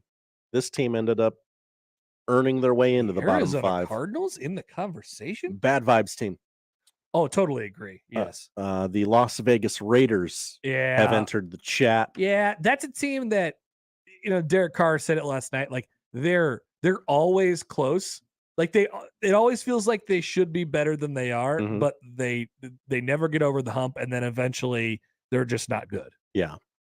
And we're getting close to that point. Adams is clearly frustrated. The team isn't winning. They have pushing camera people over. 1 win. They were a playoff team a year ago. People forget. Yeah, they won that game against the Chargers. They did not tie that game like the Chargers won it. They beat the Broncos. So what does that say? The Broncos aren't good either, but they keep winning enough games to stay out of this list. They're not on here. The second I can put them on this list, I'm going to. I actually think that the Broncos are worse than the Raiders. You don't have to talk me into that, Tate. Yeah, and that's both right now and projected as well. Wouldn't you rather be a bad team that can score a lot of points versus a bad team that can't score any points? Well, they're doing very aggressively different things at the moment. Yeah. I don't know. Maybe I would rather be a bad if I have to be a bad team. I guess I would rather have the setup that the Broncos have, but they have not found the ability to really take advantage of. Like Russ can still be good. He's in a really bad situation. He has decent wide receivers. They're in a really bad situation. They're aggressively doing nothing on offense, and they have a really good defense. They're trying to protect that defense. This is overused a lot, and I do think there is a point of it that's true. I think they sort of do have to let Russ cook a little bit. He's not the same as he was, but he's obviously better when things are sort of off script, and they their offense is approaching it from the sense of we need to be on script. So poll question at Happer Show: would you rather be a bad team with that can score points but not stop anyone? There's a typo on my part. I'm not changing it. The Braves are playing, or a team that struggles to score with the defense. That's a horribly worded poll question. Give me the defense and the no points. Like, give me Iowa. I guess you are a sicko. I am. I truly am. I've gone full Big Ten West. I feel disgusting. Number 4. Number 4, I believe this is a new entry to the bottom 5 for this team. It is the Pittsburgh Steelers. Oh, welcome. They began the Kenny Pickett era this weekend. You knew it would be a struggle to start. The run game didn't help Kenny much. 17 carries for 54 yards. Now, granted, they were behind. They had to throw the ball a lot. It's a bit of a tough ask against the Buffalo Bills. Yeah, that's a tough place to start as well. 52 pass attempts, probably not in the game plan during the week for Kenny Pickett. Couple fights breaking out. Yeah. On defense, they don't have TJ Watt, so they don't have a pass rush, which means the secondary is getting a little strung out, burnout. Bad times for the Pittsburgh Steelers. It is, and it doesn't look like it's going to get much better. Here's their next 3. Bucks, Dolphins, Eagles. Ooh, wow. That is a gauntlet. Yeah. They worst Saints, loss Bengals. since the Chuck Noll era, I believe, on Sunday. Yeah. Not going to have it this year. No, might not happen for them. 3. Combination of 3 and 5. Number 3. These 3 teams are familiar to this list. Number 3 is the Detroit Lions. Yeah, they might just suck now. Yeah. It really changed in a hurry for them. It really did, like 2 or 3 weeks. The most potent offense in the league up to this point was shut out by the Patriots on Sunday. They let third-string quarterback Bailey Zappi beat them. The Zappi hour. That's right. They're the only team since the merger to lead the league in points scored and be dead last in points allowed. Here's the next month for the Lions: Cowboys, Dolphins, Packers, and Bears. Do the Dolphins play everybody this year? I guess so. The Dolphins, for some reason, play 30 games this year. Yeah, I don't disagree with you on the Lions. Detroit Lions turned around in about 3 weeks. As much as I wanted it to happen, Mm-hmm. You don't get shut out by the Patriots. Which means I think you now have to ask the question, Dan Campbell, hot seat? Yeah, like he's the type of guy too, and the type of coach that he's never really been in this spot before, not with this much pressure or anything like that. And they were supposed to be better this year. I think you could sort of tell the wheels are spinning for them a little bit. And they don't have a lot of answers. Yeah. I think he'd make a really excellent college coach, though. Yeah. He's got those weird mannerisms and quips that would work. Should we put him on the wheel? I don't think is he going to get fired this year? Are we close to that? I think they would wait until the last week of the season. Dang. I mean, unless it gets a lot worse in Detroit. Like this right now, they can handle this. They're the Detroit Lions. They've done this before. Yeah. It's just his second year. Yeah, you definitely wait. You might even give him one more year. Yeah. Here comes 2. Number 2. Number 2 is the Washington Commanders. Yep, they suck. Your coach hates your quarterback, who just threw a Russell Wilson in the Super Bowl style interception to end the game against the Titans on Sunday. The rest of the division is a combined 13-2. They might win on Thursday night and still be on this list. Yep. Well, they play the Bears. They play the Bears. The Bears not on this list, though. This is the team that I have the least amount of faith in to win a single game. Really? Like, I mean, I'm not talking about like the rest of the year overall. I'm talking about like in an individual game. Oh, okay. Like if I had, I would like to take the team that they are playing every week in a survivor pool. Because I just would really enjoy betting against Carson Wentz every week. Yeah, you're probably going to make money if you just strictly bet against Carson Wentz for an entire year. You know what I mean? Like that's sort of where I'm at with them. I like they're going to win games the rest of the year, and I'll end up being wrong on like the individual game part. But I just like every week I say when we see the Washington Commanders play, I'm like, nope, I don't really want to watch that game, and I'm not going to really check in a whole lot. I will go outside. I will hang out with my wife. I will read a book before I watch Washington Commanders football. You get sucked into the black hole that is the Washington Commanders. They get Bears, Colts, Vikings. Bears, Packers, Colts, Vikings. Excuse me. Coming up. Okay. Which leads us to the number one. And still. Still. Yes. Hashtag and still. How could any other team be the bottom of this list this week? But they won. Make it so, number one. They won? Did they win? Let's say the team. It's the Carolina Panthers. Oh! They were not. I thought the Houston Texans were last week. Oh no, they won a game. They're off the schneid here. Your top five is crazy. It's too much to follow. You got teams moving in and out every week.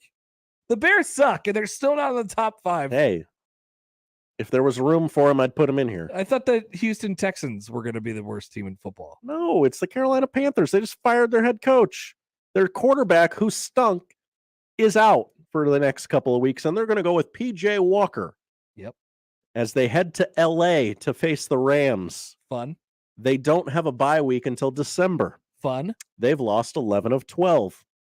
How much more evidence do you need that this is the doormat of the NFL right now? They almost beat the Giants. They did. Giants might be a fraud. They did beat the Saints. They got injury issues. That was a weird game. Yeah. They recovered a fumble for a touchdown against Jameis. And now the Saints are just like, actually, Taysom Hill time. There's a lot of bad teams. And then there's a lot of bad teams. I will definitely second that. It's a tough list. Like the Bears and the Broncos didn't make this. I got my eye on the Colts. I'm going to check the ESPN power rankings and see where they have. ESPN. They have the Panthers last. Mm-hmm. They have the Commanders second to last. Yep. They have the Lions third to last. Yep. They have the Panthers fourth to last. The who fourth to last? I'm sorry, the Texans. Okay. What did I say? You said the Panthers. Panthers, Commanders, Lions, Steelers. Okay, so they agreed with me. Texans is their fifth last worst team. Maybe a little bit of recency bias with the Raiders, but and then the Bears. You got to have a little hot take in there. Yeah. You got to get the people talking about your top five, Connor. Thank you, Josh, as you do. Thank you. Every single week, he awards 5 new teams. At one point, everybody's going to be the worst team. Well, or a top 5 worst team. The top 3 were here at least the last week, if not more. Braves are still down 2-1, almost threw that thing away in the top of the third. All right, we'll come back with Tom Shatel of the Omaha World Herald. Get his thoughts on the game from over the weekend, what's to come for Nebraska football, and plenty more next on 1620 The Zone. Caller 4 right now, 402-951-1620. Qualifies for 1620 The Zone's 4-quarter pick'em. It's your chance to pick 4 football games correctly against the spread to win $1,620. Call 402-951-1620. Call now to qualify with 1620 The Zone. The best way to catch all the action is on 1620 The Zone. And no line for the bathroom. Prescription products require an online consultation with a healthcare provider who will determine if a prescription is appropriate. Restrictions apply. See website for full details and important safety information. Subscription required. Refund available for 60 days after purchase. Guys, want an effective, affordable way to get ED medication 100% online? Whether you're looking for Viagra or Cialis, or generic medications as effective as Viagra but 90% cheaper, you can find it all through HIMS. HIMS is your go-to for doctor-trusted treatments to help you treat ED. Get ED treatment for as low as $3 per use and save up to $1,000 per month with generic for Viagra versus the brand name at 4hims.com/radio. If prescribed, your medication will be shipped to your door in discreet packaging. Do it all online. No in-person appointments. Get hard results with HIMS or your money back. Go to 4hims.com/radio to get your first visit free. That's 4hims.com/radio to get started free. FORHIMS.com/RADIO. It's finally fall, and with the change in seasons comes cooler weather and jam-packed calendars. Sometimes I put my own needs on the back burner. It's not the easiest thing to remember to stay on top of my health, but if it means I'll be around to celebrate the special moments ahead, I'll make time to do it. I'm getting a head start on my best year of health yet by talking to my doctor and scheduling a mammogram.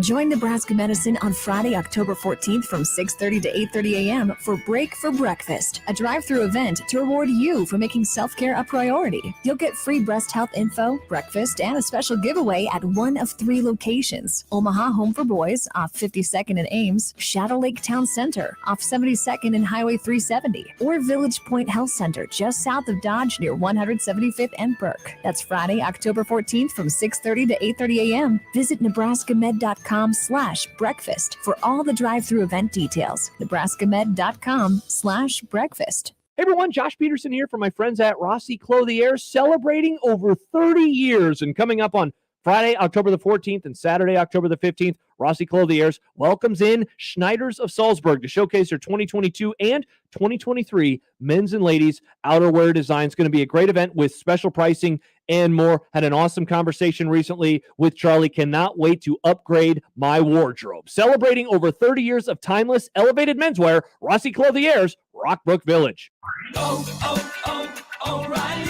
It's Super Start Battery Month at O'Reilly Auto Parts. Get up to a $25 gift card after a mail-in rebate with the purchase of select Super Start batteries. For power, performance, and reliability, choose Super Start batteries. We also have battery solutions for many hybrid and electric vehicles. Stop by your local O'Reilly Auto Parts today. O'Reilly Auto Parts.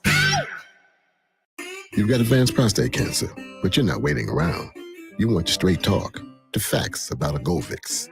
Orgovix Relagolix 120 milligram prescription tablets is a treatment for adults with advanced prostate cancer. Fact: Orgovix is a different kind of androgen deprivation therapy treatment, a pill, not an injection. Orgovix may cause serious side effects, including a heart condition called QT prolongation. Tell your doctor right away if you feel dizzy, faint, have a racing or pounding heart, or chest pain. Orgovix can cause harm to an unborn baby or miscarriage. Use birth control during treatment and for 2 weeks after Orgovix treatment. The most common side effects include hot flushes, increased blood sugar and blood fat levels, muscle and joint pain, decreased blood hemoglobin levels, increased liver enzymes, tiredness, constipation, and diarrhea. Other side effects include weight gain, decreased sex drive, and erectile function problems. Orgovix may cause infertility. Talk to your doctor if infertility is a concern for you. Go with a Govix. Ask your doctor. For more facts, visit gowiththefacts.com. This is Scott Schultz from Host Coffee. 2022 marks our 50th year and business has never been better. We are rapidly growing and adding new customers, which means we need new route drivers and service technicians. We have new jobs for those new to the industry with little or no experience, and new careers that require knowledge in the coffee and vending world. There's a good chance we have just what you need in a new job. Host Coffee offers competitive pay and understands the work-life balance. Apply today at hostcoffee.net/careers and join our team. It hit me like a ton of bricks. I'm like, I never smoked a cigarette. How in the hell did I get lung cancer? I don't smoke. I've never smoked. So I started Googling. One word just kept coming up, like it was in bold and red, and it was radon. Radon is the number 2 cause of lung cancer. Well, you don't know if it's in your home. You got to test. You can't see it. You can't taste it. You can't smell it. What's your level? Radon Defense Midwest can help. Visit radonradio.com for a special offer. That's radonradio.com.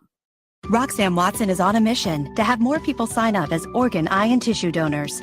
What drives her? Roxanne received a heart transplant made possible by an organ donor. I decided that day to devote myself to signing up the most people in the United States. That's my goal. Now she's a powerful force for good.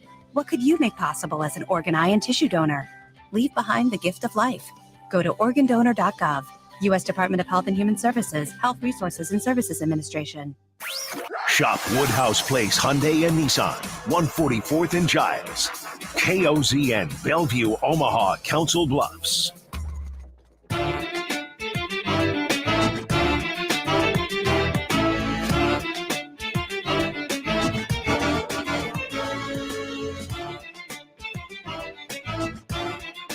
All right, Tuesday press conferences going on all across the country. How about this little nugget from Oklahoma? Brent Venables said that some random person found his phone number and had some suggestions for what he should do to course correct here on OU. Sure. Venables then said that he reached back out to him and was going to take the suggestions or just at least listen, and he did not answer. What was that thing you said about the thing? Go ahead. Tell me. Tell me what you want to tell me. Oh, that's right. You didn't think that I would actually respond, or you didn't think that this is actually Brent Venables' number. Here I am. You got an ear to the coach. Tell us what you think, man. Tell us what you think. Come on, big guy. Didn't quite get there for Brent Venables, whose Oklahoma Sooners have now lost 3 in a row. They're bad. Bludgeoned by Texas. Also bludgeoned by TCU and beat by Kansas State a couple weeks ago as well. That game seems a whole hell of a lot different now, doesn't it? And they get Kansas this weekend at home, in which they are favorites in that game against a number 19 ranked Kansas team. The world is backwards. I don't know what's going on anymore. All right, we'll see if we can't get a hold of Tom Shatel. If not, why don't we just fire up NFL reaction over reaction? We got it sitting here. Actually, let's do the wheel. You want to do the wheel? Let's do the wheel. Let's do the wheel instead, so we can make sure we get that one in, because we can't miss a day, otherwise we'll just fall off. There goes Josh. He's over into the corner to get the wheel. New person on the wheel today is South Dakota State head coach John Stiegelmeier. We replaced him with Matt Entz. Matt Entz has been replaced, I guess, because we discussed his candidacy yesterday. We can discuss it when there's time. I don't think he would grade out a whole lot better. Thought I would trade a Dakota guy for a Dakota guy. Once again, this is an exhaustive list. Yeah. Exhaustive. No stone unturned. All the people that you guys suggested that one random day at that time, they're on the list. There's like 50 plus names on here. All right, Josh, go ahead. Give it a run. The wheel of coaches. Oh, it's Greg Schiano. That's funny. Nebraska just beat Greg Schiano and Rutgers. Don't need him. On Friday. To the file on Greg Schiano, the head coach of the Rutgers Scarlet Knights, whose program, we talked about this going in. We haven't sort of readdressed it after the fact, but they really wanted to have that game. It almost felt like they needed that game to say, hey, we're still kind of going in the right direction here. This would be a big win for us. We could keep things on track, keep people bought in. It'll be a rebuild here for Schiano if he can get it turned around. By the way, wouldn't that be? I mean, he got there in 2020, and it's obviously tough, but he brought Rutgers to unprecedented heights in the late 2000s. He was there from 2001 to 2011, and he would be a good test case of, just because you did it once, it's the same job. It's at a different conference. It's the same job. Just because you did it once doesn't mean you could do it again. Shout out Urban Meyer. I don't know. That's probably a lesson that's baked in here somewhere. Greg Schiano is the 56-year-old head coach of Rutgers. He makes $4 million a year. He's a New Jersey guy. He played at Bucknell. The Buffalo, the Bison, whatever. The Bucknell. Yeah. They beat Kansas in a They've been in the NCAA tournament. Yeah. Bison. Okay. That college is in Pennsylvania, by the way. Lewisburg, Pennsylvania.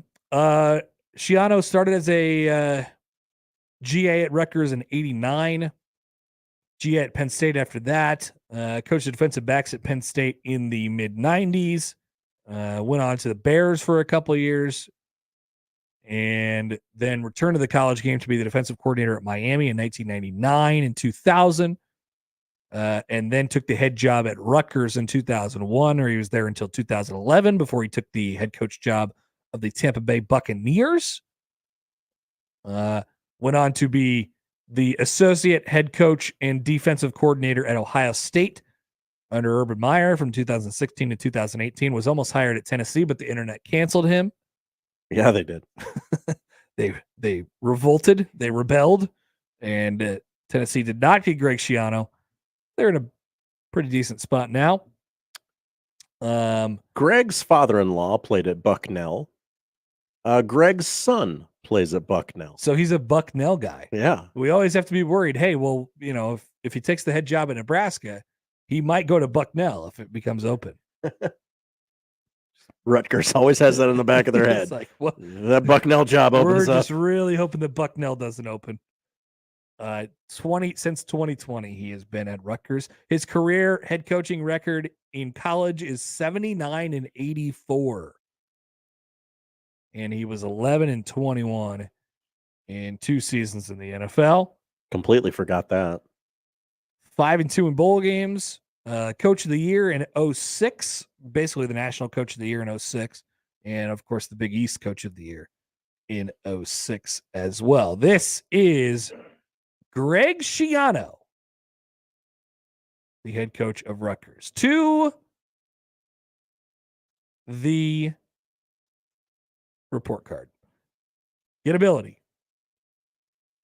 Would Greg Schiano leave Rutgers to go to Nebraska? He need a parachute?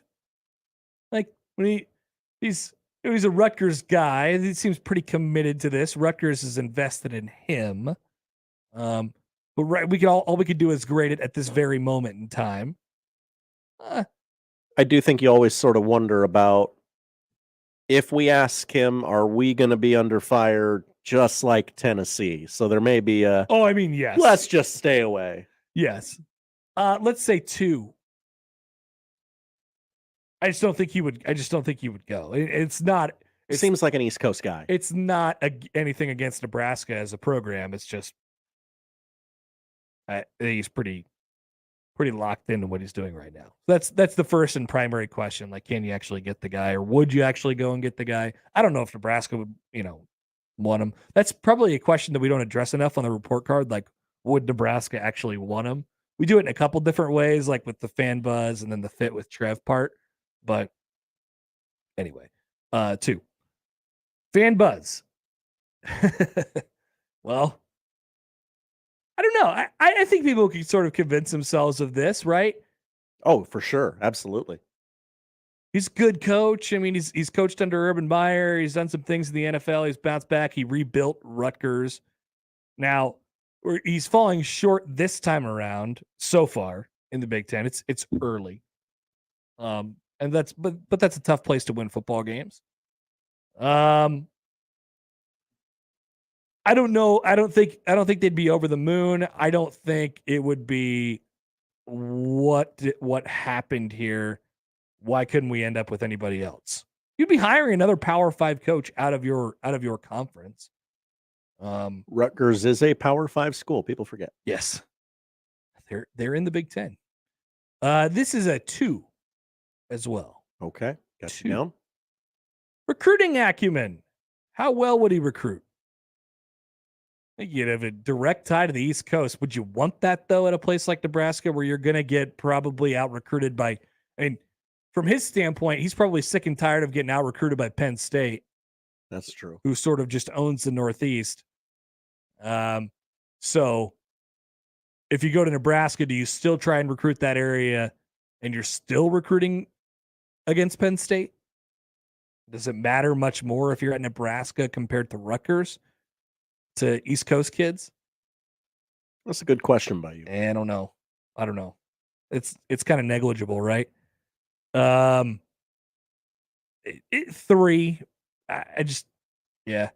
There wouldn't be a set in stone home, right? Where with Rule, you're like, oh well, he could dive into Texas. Yeah. And that would be fine. That would be good. Schiano, don't think it would be easy to quite figure out where to go. Projected success. Would Greg Schiano have success at Nebraska? Josh? I tend to lean towards no. Like, I don't think it would be abysmal, but Yeah, I think I'm a slight lean toward yes. I think they play a physical brand of football, and that type of like I said, he is a college football coach. He seems like a college guy, even though he's had experience in the NFL. And I think that's what you need at a place like Nebraska that's really, really unique. And he's been a unique jobs before. I think it would be a 3. It wouldn't be, it wouldn't. You can't. The record at Rutgers is not really applicable to the situation here. Right. I don't think. He can only do so much with the Cruton. And I think they'd build a tough physical program. And hey, if that's Tom, just tell him, give me 5 or 10 minutes here. All right. Chaos factor. How chaotic would it be to hire Greg? Well, I guess it's not. I guess it's no. That's happened like 7 times today.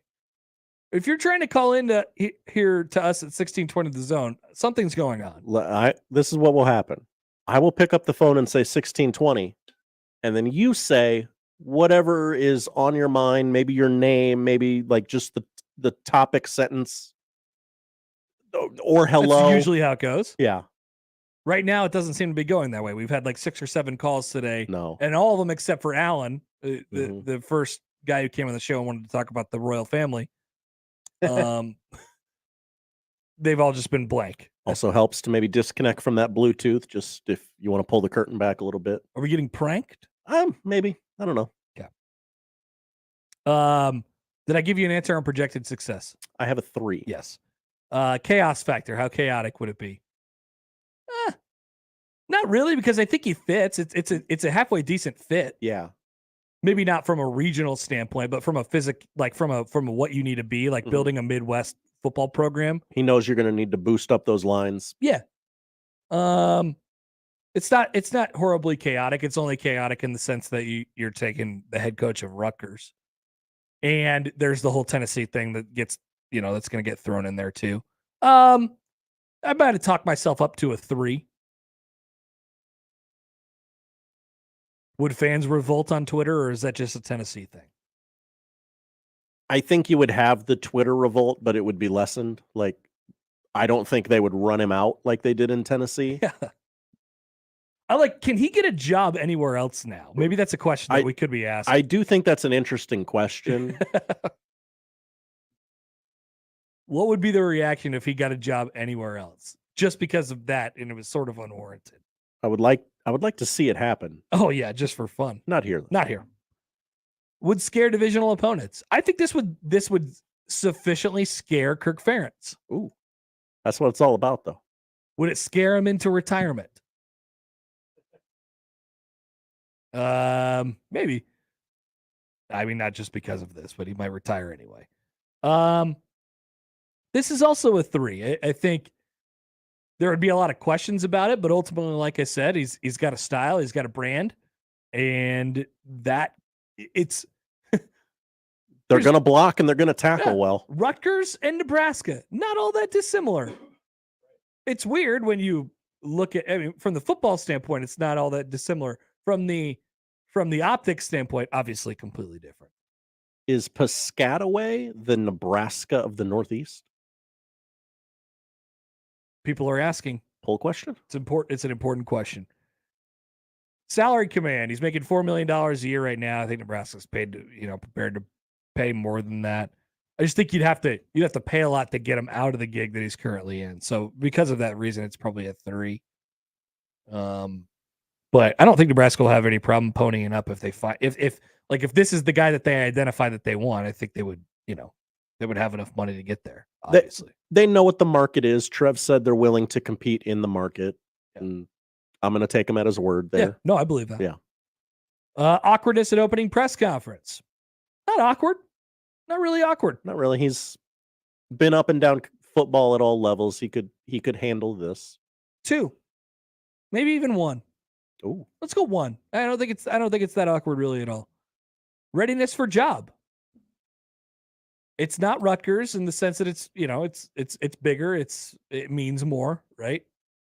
He was head coach in the NFL. Right, but he's a head coach in the NFL. That's such a different environment though. It is. You don't have to answer quite as many things. You don't have to be the seller, right, of a football team like the NFL sells itself. That's true. Like you have to sell it a little bit. You got to be that guy, and I think he's prepared for that because he does it at Rutgers. But it is a little bit different, obviously. So give me a 3 again on readiness for job. We're getting middle of the road results here in Greg Schiano. And fit with Trev. Process, plan, right? Check. Now, would Greg Schiano just be triggered because Mickey Joseph said that it wasn't a sellout today, and then he would not come to Nebraska and not have Mickey Joseph? They on his asked. staff? I said no. By the way, not a sellout. Thank you, Mickey. Yeah, I mean, decent, right? I mean, this guy. Oh, yeah. They could talk trenches for hours. Yeah. Let's go with the 4. All right. Let's go with the 4. And that's the report card on one Greg Schiano, Rutgers head coach. I know we're kind of running downhill on the show today, but I do have a little bit of breaking news. Oh God. In what can only be described as a brilliant marketing move, Worlds of Fun has permanently banned Devontae Adams. Wait, what? Following Monday night's Chiefs win over the Raiders, Las Vegas star receiver Devontae Adams shoved a cameraman. I'm aware. Worlds of Fun has tweeted out at 10:57 this morning. Wow, there it is. Breaking. Devontae Adams has been permanently banned from Worlds of Fun. No word on Oceans of Fun.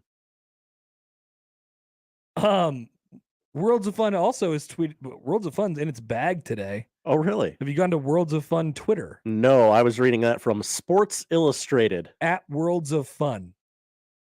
They follow up that tweet with, a lot of Yankees, Alabama, Duke, and Lakers fans are mad at us.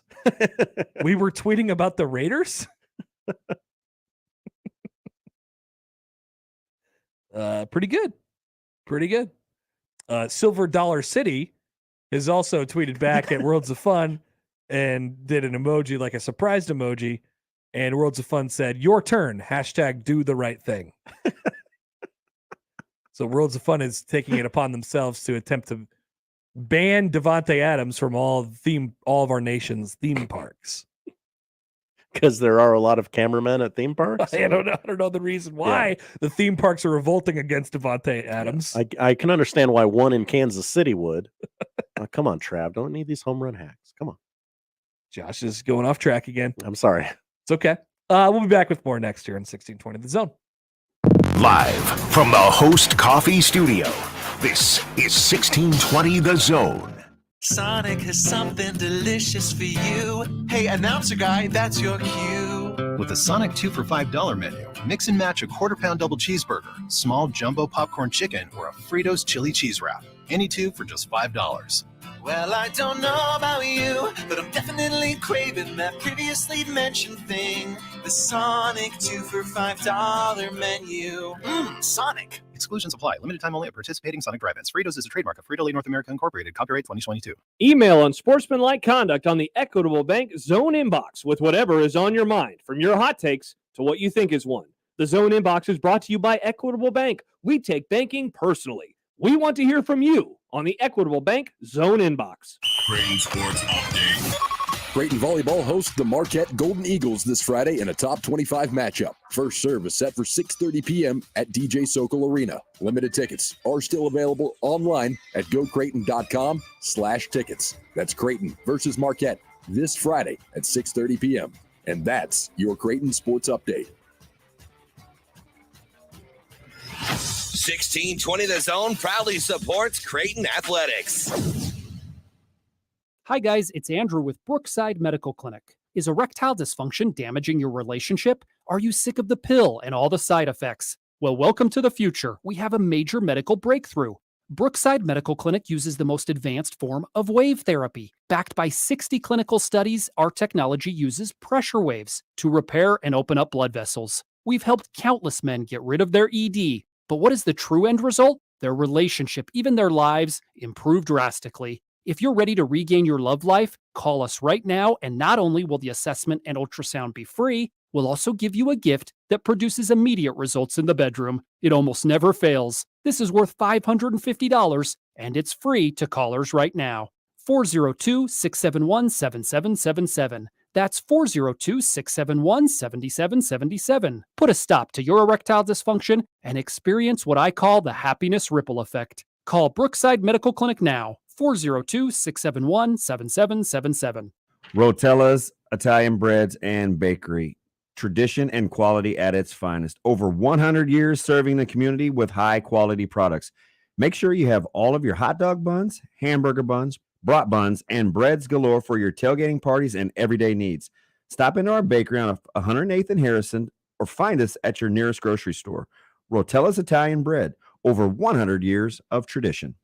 Introducing the Planet Fitness Guide to getting that post-workout glow. Step 1, what's your why?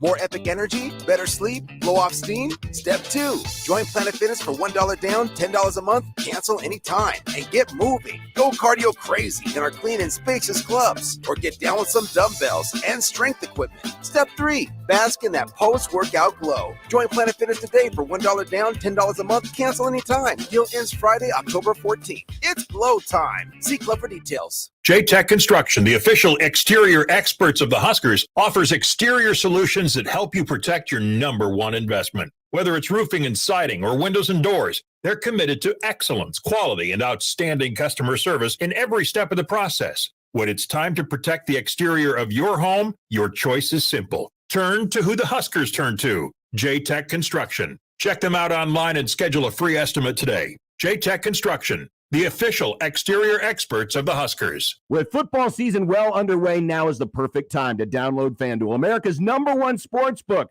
John and Josh here for FanDuel, because right now new customers get a no-sweat first bet up to $1,000. That's free bets back if your first bet doesn't win. You don't have to just bet the game. You can bet player props, and they have alternate lines as well. So if you really like a team, maybe you can sell a few points and gain more cash back. Just don't forget that promo code 1620. Plus, John, live betting allows you to maybe watch the first quarter, see what's happening, and a team might be behind, but you think they're going to come back and win. Take advantage of the live lines that are available all throughout the matchup. Sign up today with our promo code 1620 for your no-sweat first bet. That's the FanDuel Sportsbook promo code 1620. 21 plus and present in Iowa. First online real money wager only. Refund issued as non-withdrawable free bets that expire in 14 days. Restrictions apply. See terms at sportsbook.fanduel.com. Gambling problem? Call 1-800-BETS-OFF.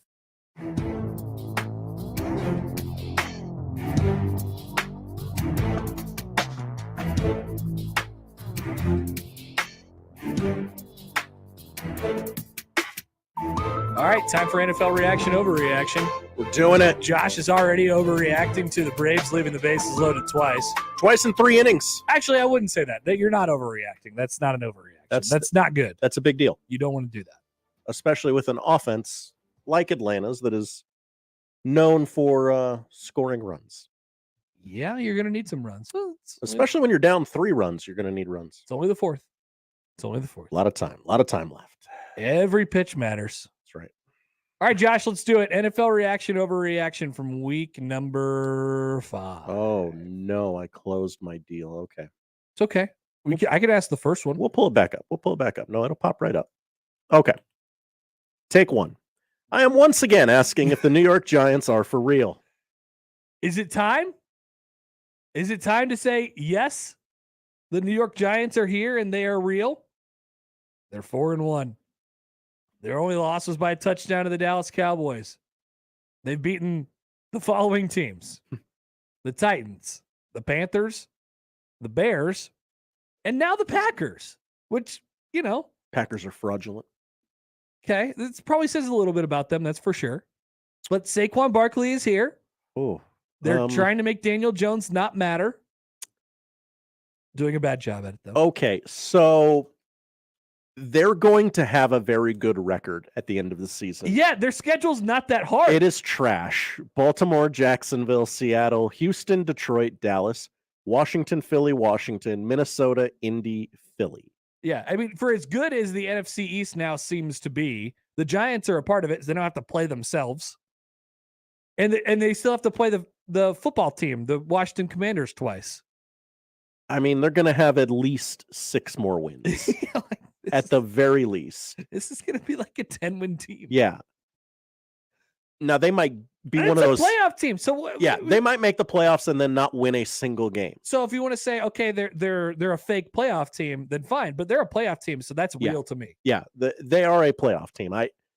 Not an overreaction. I'm waiting for Saquon Barkley to get hurt, but no. I mean, I don't root for it. I'm not wishing for it, but it does happen from time to time. Okay, Josh. So let me ask you this: who's more likely to get hurt, Saquon Barkley or Christian McCaffrey? This is an easy Christian McCaffrey. Yeah, Christian McCaffrey. Okay. He has a larger sample size, if I'm not mistaken. He's on the injury report every day for something different. This is real. The Giants are good. Yeah. You have to treat the Giants as if it's a real thing. Question number 2. I trust the Dallas Cowboys. This is another reaction? I think so. It's time to believe in the Dallas Cowboys? That defense is going to keep them in a lot of games. Uh-huh. And they're also 4-1. When they get Dak back, and he will be the starter, let's not get it twisted. He's the more dynamic playmaker. So if you can make a few plays, have the defense keep you in the games, you're going to be sitting pretty. Huge game Sunday night against the Eagles. Then they have 4 straight against the entire NFC North. Oh, wow. Look at that. What an odd scheduling quirk. Lions, Bears, Packers, Vikings. With a bye week right in the middle. I don't know. This is them and the Giants are like, who's gonna get a playoff spot there? Or do both of them? I mean, both of them. There's 7 of those out now, right? Yes. I guess there is a lot of potential playoff teams. It's true.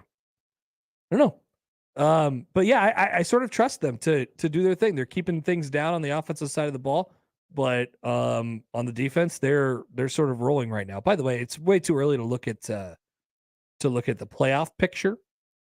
But you're gonna Dallas and New York's both playoff teams at the moment, in front of the Green Bay Packers, who are would be the 7th seed at the moment in the NFC. All right, next. Take number 3. The Philadelphia Eagles are Super Bowl favorites. Staying in the NFC East. Big NFC East show. Lots of NFC East talk on the show today. I still would say the Bills. This is an overreaction. But they're finding ways, man, and they're certainly good. If I looked at the Super Bowl odds right now, it would tell you that the Buffalo Bills are plus 400 and that the Philadelphia Eagles are tied with the Kansas City Chiefs at plus 650. Here's the case I will make for the Eagles. Like, if you're going to make the argument, the Bucs are a bad vibes team. They can't score points. You know, Aaron Rodgers. Like, what the hell is happening with the Green Bay Packers right now? Who else is in the NFC? Mm-hmm. Like, the Eagles' path to the Super Bowl is not easy, but it appears to be clearing the way for the Eagles right now on October 11th. The top contenders in the NFC at the moment are Philly, Minnesota, Tampa Bay, San Francisco, Dallas, New York, Green Bay, Rams, and then you go down the list, and the rest of the teams are just bad. You're right. There's not anybody that sticks out to you. They can make it to the Super Bowl. They win the Super Bowl. Give me the Bills. Yeah, I would still pick whoever comes out of the AFC, more or less, unless, something like the Bengals happened again. Next up, we have another NFC team. Big NFC show. The Detroit Lions went from exciting to in shambles. Something happened. Yeah, we talked about that in the bottom 5. Yeah, that switch turned real quick in about 2 or 3 weeks. How do you go from 45 points against the Seahawks to 0 against the Patriots? Like, are we just going to give them Belichick credit here and then just pretend like it didn't happen? Because I don't think we could do that with the Lions. Yeah, I don't think that can be all. They're the team that, Belichick. by the way, Detroit is the team that really pushed Philly the closest back in week 1. That's correct. 38-35. And I still think this could be okay. So I wouldn't say in shambles yet, but they're really spinning the wheels a little bit. Cowboys, Dolphins, Packers, Bears, Giants, Bills. Tricky. The next 6 games. It's not easy for Detroit. Not easy. The next one, we moved to the AFC. Russell Wilson is the worst quarterback in his division and was before the season started. I don't think I would have told you that before the season started because I was still like giving him the benefit of the doubt. But I mean, he is right now. Is there any question about it? Yeah, you're going to get no argument from me on this. Give me Derek Carr over Russell Wilson at the moment for sure. Right? Yes. You gotta think twice about that? No. The two on and scoring position for the Phillies, and they pulled Max Fried from the game in the fourth. I'm trying, Connor. I'm trying. No, I know you're doing a really good job. Yeah, Russell Wilson's the worst quarterback in his division, that's for sure. Bonus question. Nathaniel Hackett will be the next coach fired. It's always interesting with first year guys. Yeah, that would be a short leash. How long do you give them? Let me see if I can find any odds on this.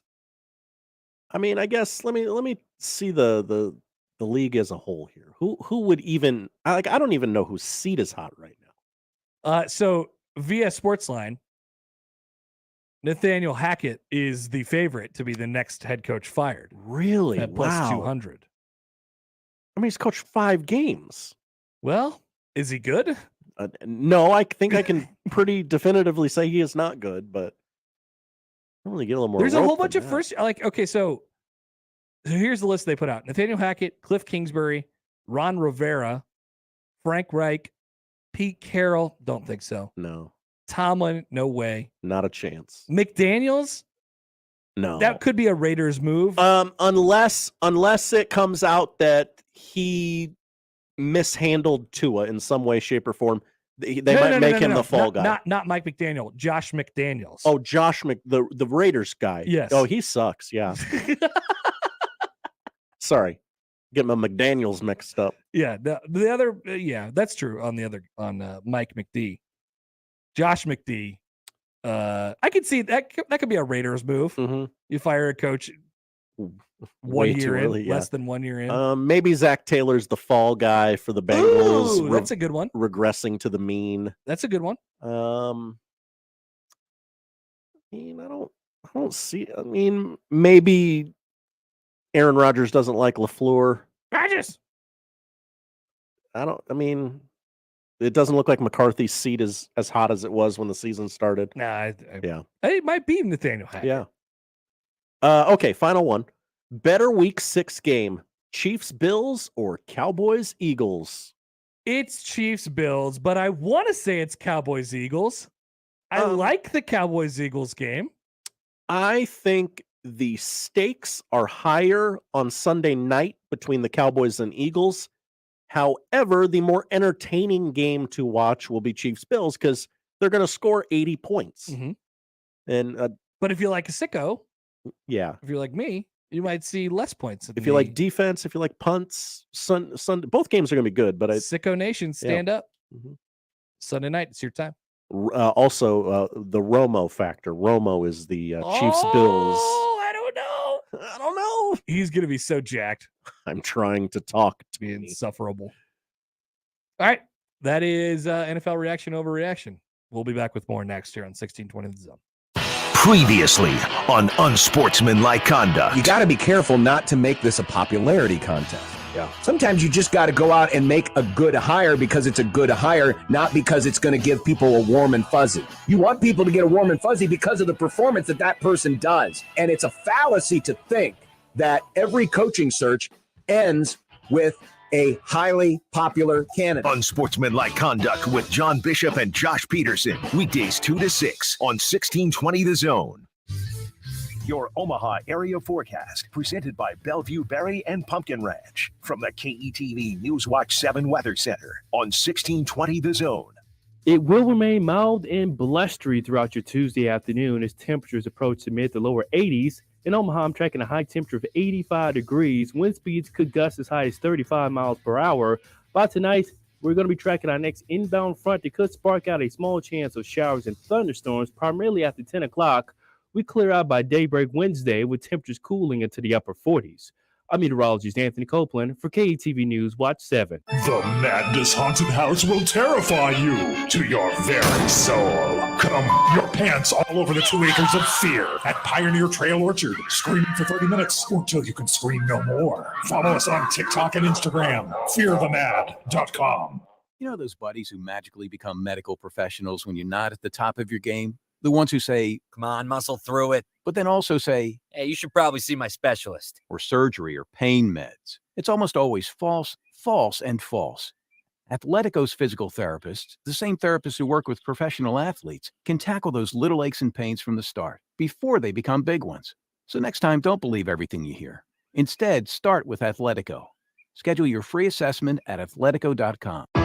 Genesis Health Clubs is celebrating its 36th anniversary, and you're invited. Join for just 36 cents and get the rest of the year for free. Hurry, just 4 days left. Hi, I'm Rodney Stephen, owner of Genesis Health Clubs, thanking you for the last 36 years. Without you, we wouldn't be here, and we're here for your results. We're here to help you feel better, look better, and have more energy, and be able to enjoy all life has to offer by improving your health. Celebrate Genesis Health Club's 36th anniversary by joining today for just 36 cents and get the rest of the year for free. 4 days left. That's 36 years of results, 36 years of better mood, concentration, and focus, 36 years of crushed goals, 36 years of mental and physical strength, 36 years of members achieving their absolute best, and now it's your turn.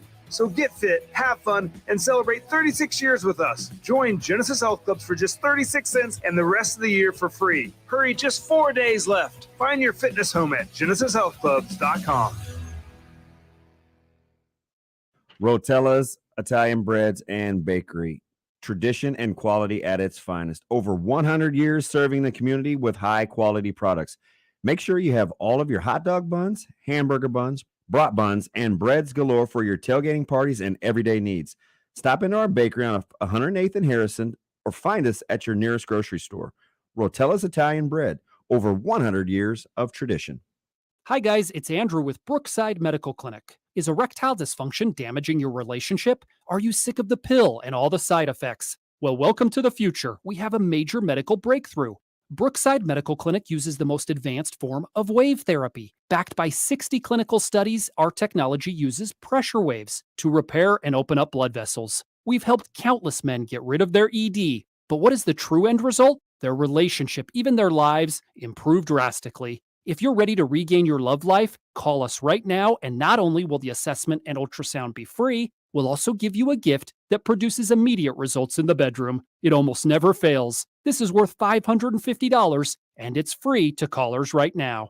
402-671-7777. That's 402-671-7777. Put a stop to your erectile dysfunction and experience what I call the happiness ripple effect. Call Brookside Medical Clinic now. 402-671-7777.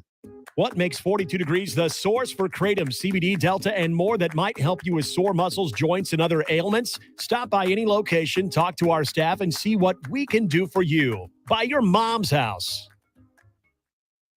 This is Scott Schultz from Host Coffee. 2022 marks our 50th year and business has never been better. We continue to grow and add new customers. Many employers are looking for new ideas for their staff as people return to the office. Our pantry service is a great office amenity for staff and guests. Fresh food, snacks, coffee, water, and other beverages for employees and guests. Enhance your office experience with pantry service from Host Coffee. Learn more at hostcoffee.net. We are Lus Hills Harley Davidson, and we buy bikes. Fall is a great time to sell your bike. Use the money for the Christmas fund, maybe a vacation, whatever you want. Lus Hills Harley Davidson will buy your bike. Click lushillshd.com for all the details and catch on to the fun fall stuff coming up. Lus Hills Harley Davidson, I-29 and Highway 34, south of Council Bluffs. Your home in the hills. Rise up and ride on.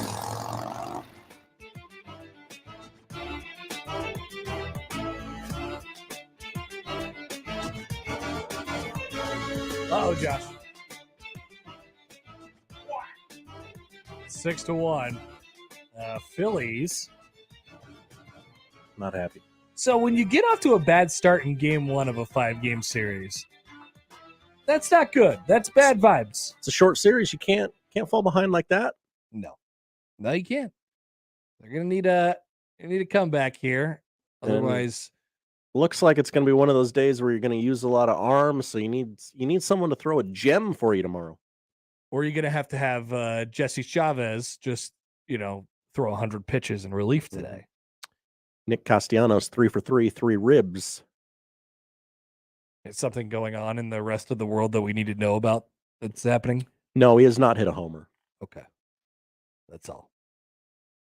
All right, well, we're keeping a close eye on that one. By the way, the other Major League games today. So I'm sure we'll have this in What to Watch coming up as well. Seattle and Houston will start in under an hour. Well, like I said to Allan, so here's what you'll notice in some of these early games here, at least game ones today. So the teams that didn't play, that didn't have to go through wild card series to get here, they'll be throwing their aces. Max Fried, who's already been taken out of the game, shortest outing of his postseason career. Oof. Justin Verlander, Garrett Cole, Julio Urias, all pitching today. And then on the other side, for the teams that advanced from the wild card round, we have a bunch of guys. They're the only team that could really stack up in terms of like this. Now, unfortunately, they're playing the Dodgers, is the Padres. Yeah. Because the Padres have, 3 or 4 guys that you can actually count on in their starting rotation. Cleveland works too. And Cal Quantrill's, pretty good. They have young pitching, good pitching across the board. But Seattle, their pitcher today is a guy with the last name Gilbert. Have you ever heard of Gilbert? I have not. L. Gilbert? Logan Gilbert?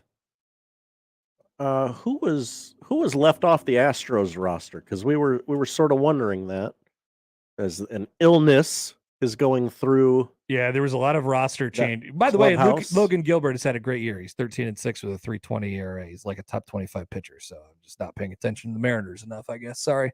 I know about that guy. What a mess. That's a no-no. So that is the rest of the day in Major League Baseball playoffs, and Josh will get out of the studio in just a couple minutes, and he will go sit in a dark room and watch the remainder of this Braves game. Gonna go cry. We will come back, and we'll round out the show with the poll questions, tell you what to watch next on 1620 The Zone. 1620 The Zone's 4-quarter pick'em returns. It's your chance to win $1,620. All you have to do is correctly pick 4 college or NFL games against the spread. Listen to qualify every weekday or enter online at 1620thezone.com. One lucky listener will be selected each week to make their picks live on air. Awesome. Go to 1620thezone.com for complete rules and contest details. It's 4-quarter pick'em with 1620 The Zone.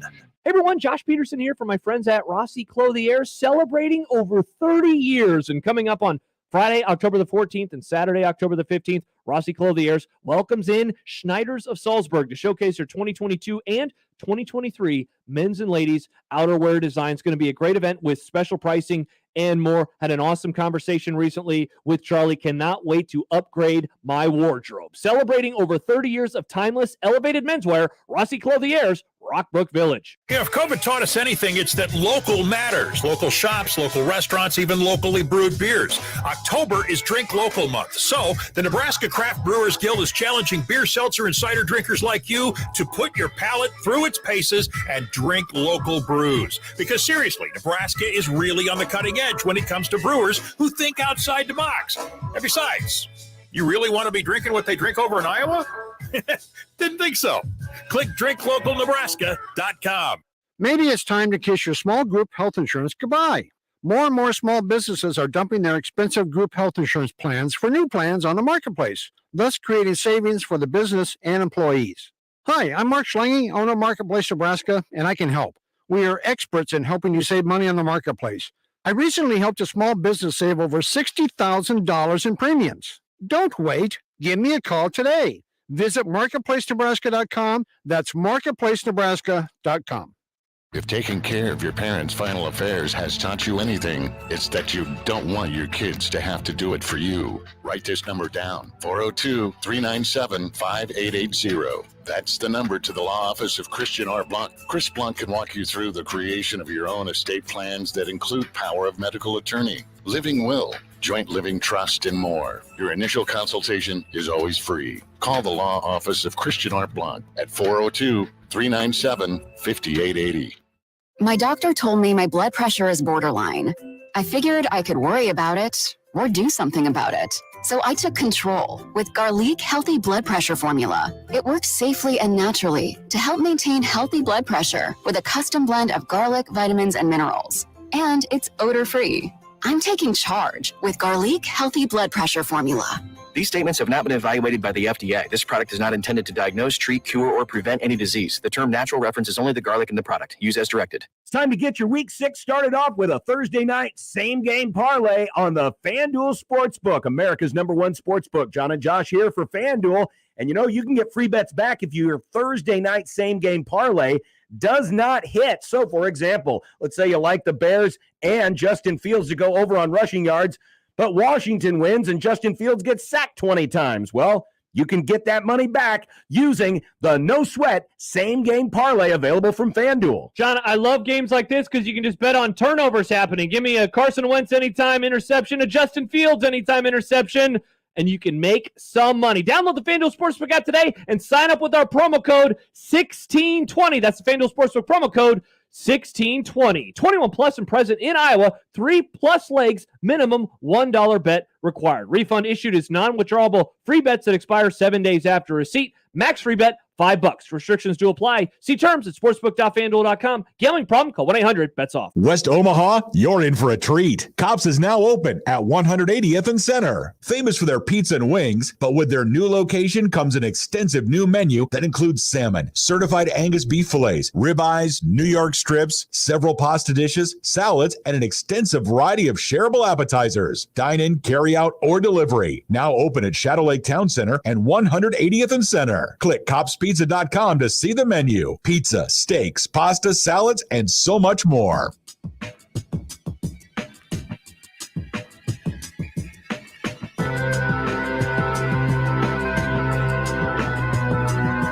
Just talking about this during the break. This is the other thing about baseball postseason is when your team, even one shred of a good thing, like a ball is thrown and your player is at bat. It's like, oh yeah, okay, no, he's ahead. Okay, rally starts here. Yep, get this momentum going.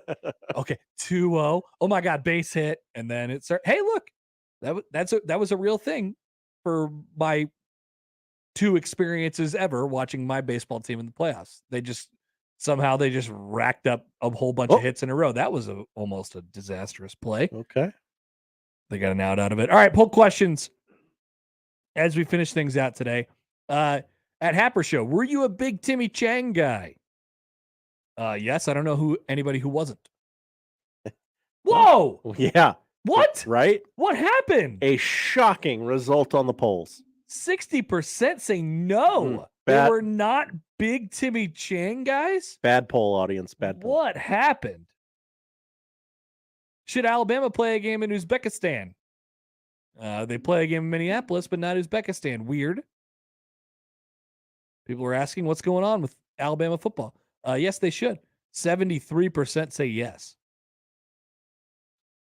What stressed you out more this year? The Royal family or the Kansas City Royals? A lot of ways this could come back. It was if I was just a little bit less of a nerd, it would be the Royal family. Just a little, if I cared just a little bit less. That's your squad, though. It's my squad. 77% say the Kansas City Royals. Good. Are you a Husker for life if you only played one game? I'm going to go no. I'm curious to see where this one comes back. Is Isaiah Garcia Castaneda a Husker for life? Thanks, but no thanks. I'm going to say no. I agree. 67% say no, but 33% say yes. Stay strong, audience. A couple more. Do you want to move to Molossia? Kind of. I don't know if I want to move there. I just want to see it. So I'm going to say no, actually. A lot of people stayed away from that poll. 82, probably because they didn't know what was going on. Yeah. 82% say no as well. Would you rather be a bad team that can score points but not stop anyone, or a bad team that struggles to score with a defense. I was watching baseball when I typed This is a nonsensical poll. Give me good defense because I'm a sicko. It's 57% agree.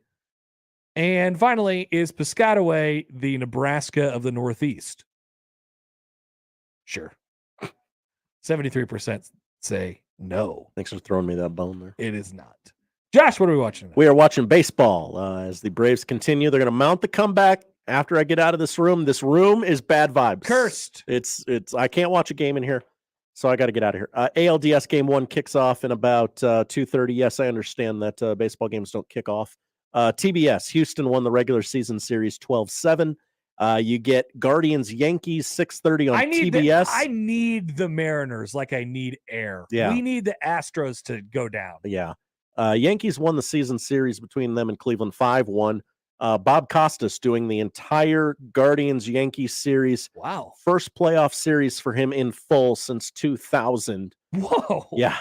And the NLDS Game 1, a rivalry between the Padres and Dodgers. That should be a fun series. 8:30 FS1.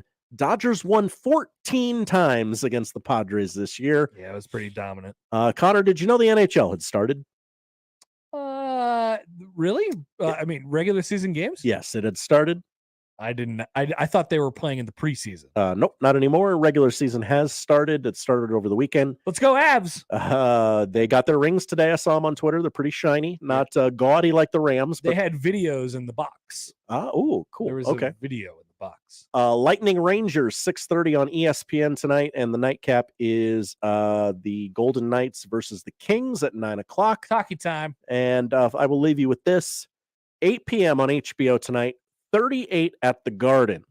It chronicles the rise of Jeremy Lin during his 2012 season with the Knicks, where he scored 38 points at Madison Square Garden. Okay, got a mild interest here. It's only about 40 minutes long too, so I it's can not saddle up for that. Yeah.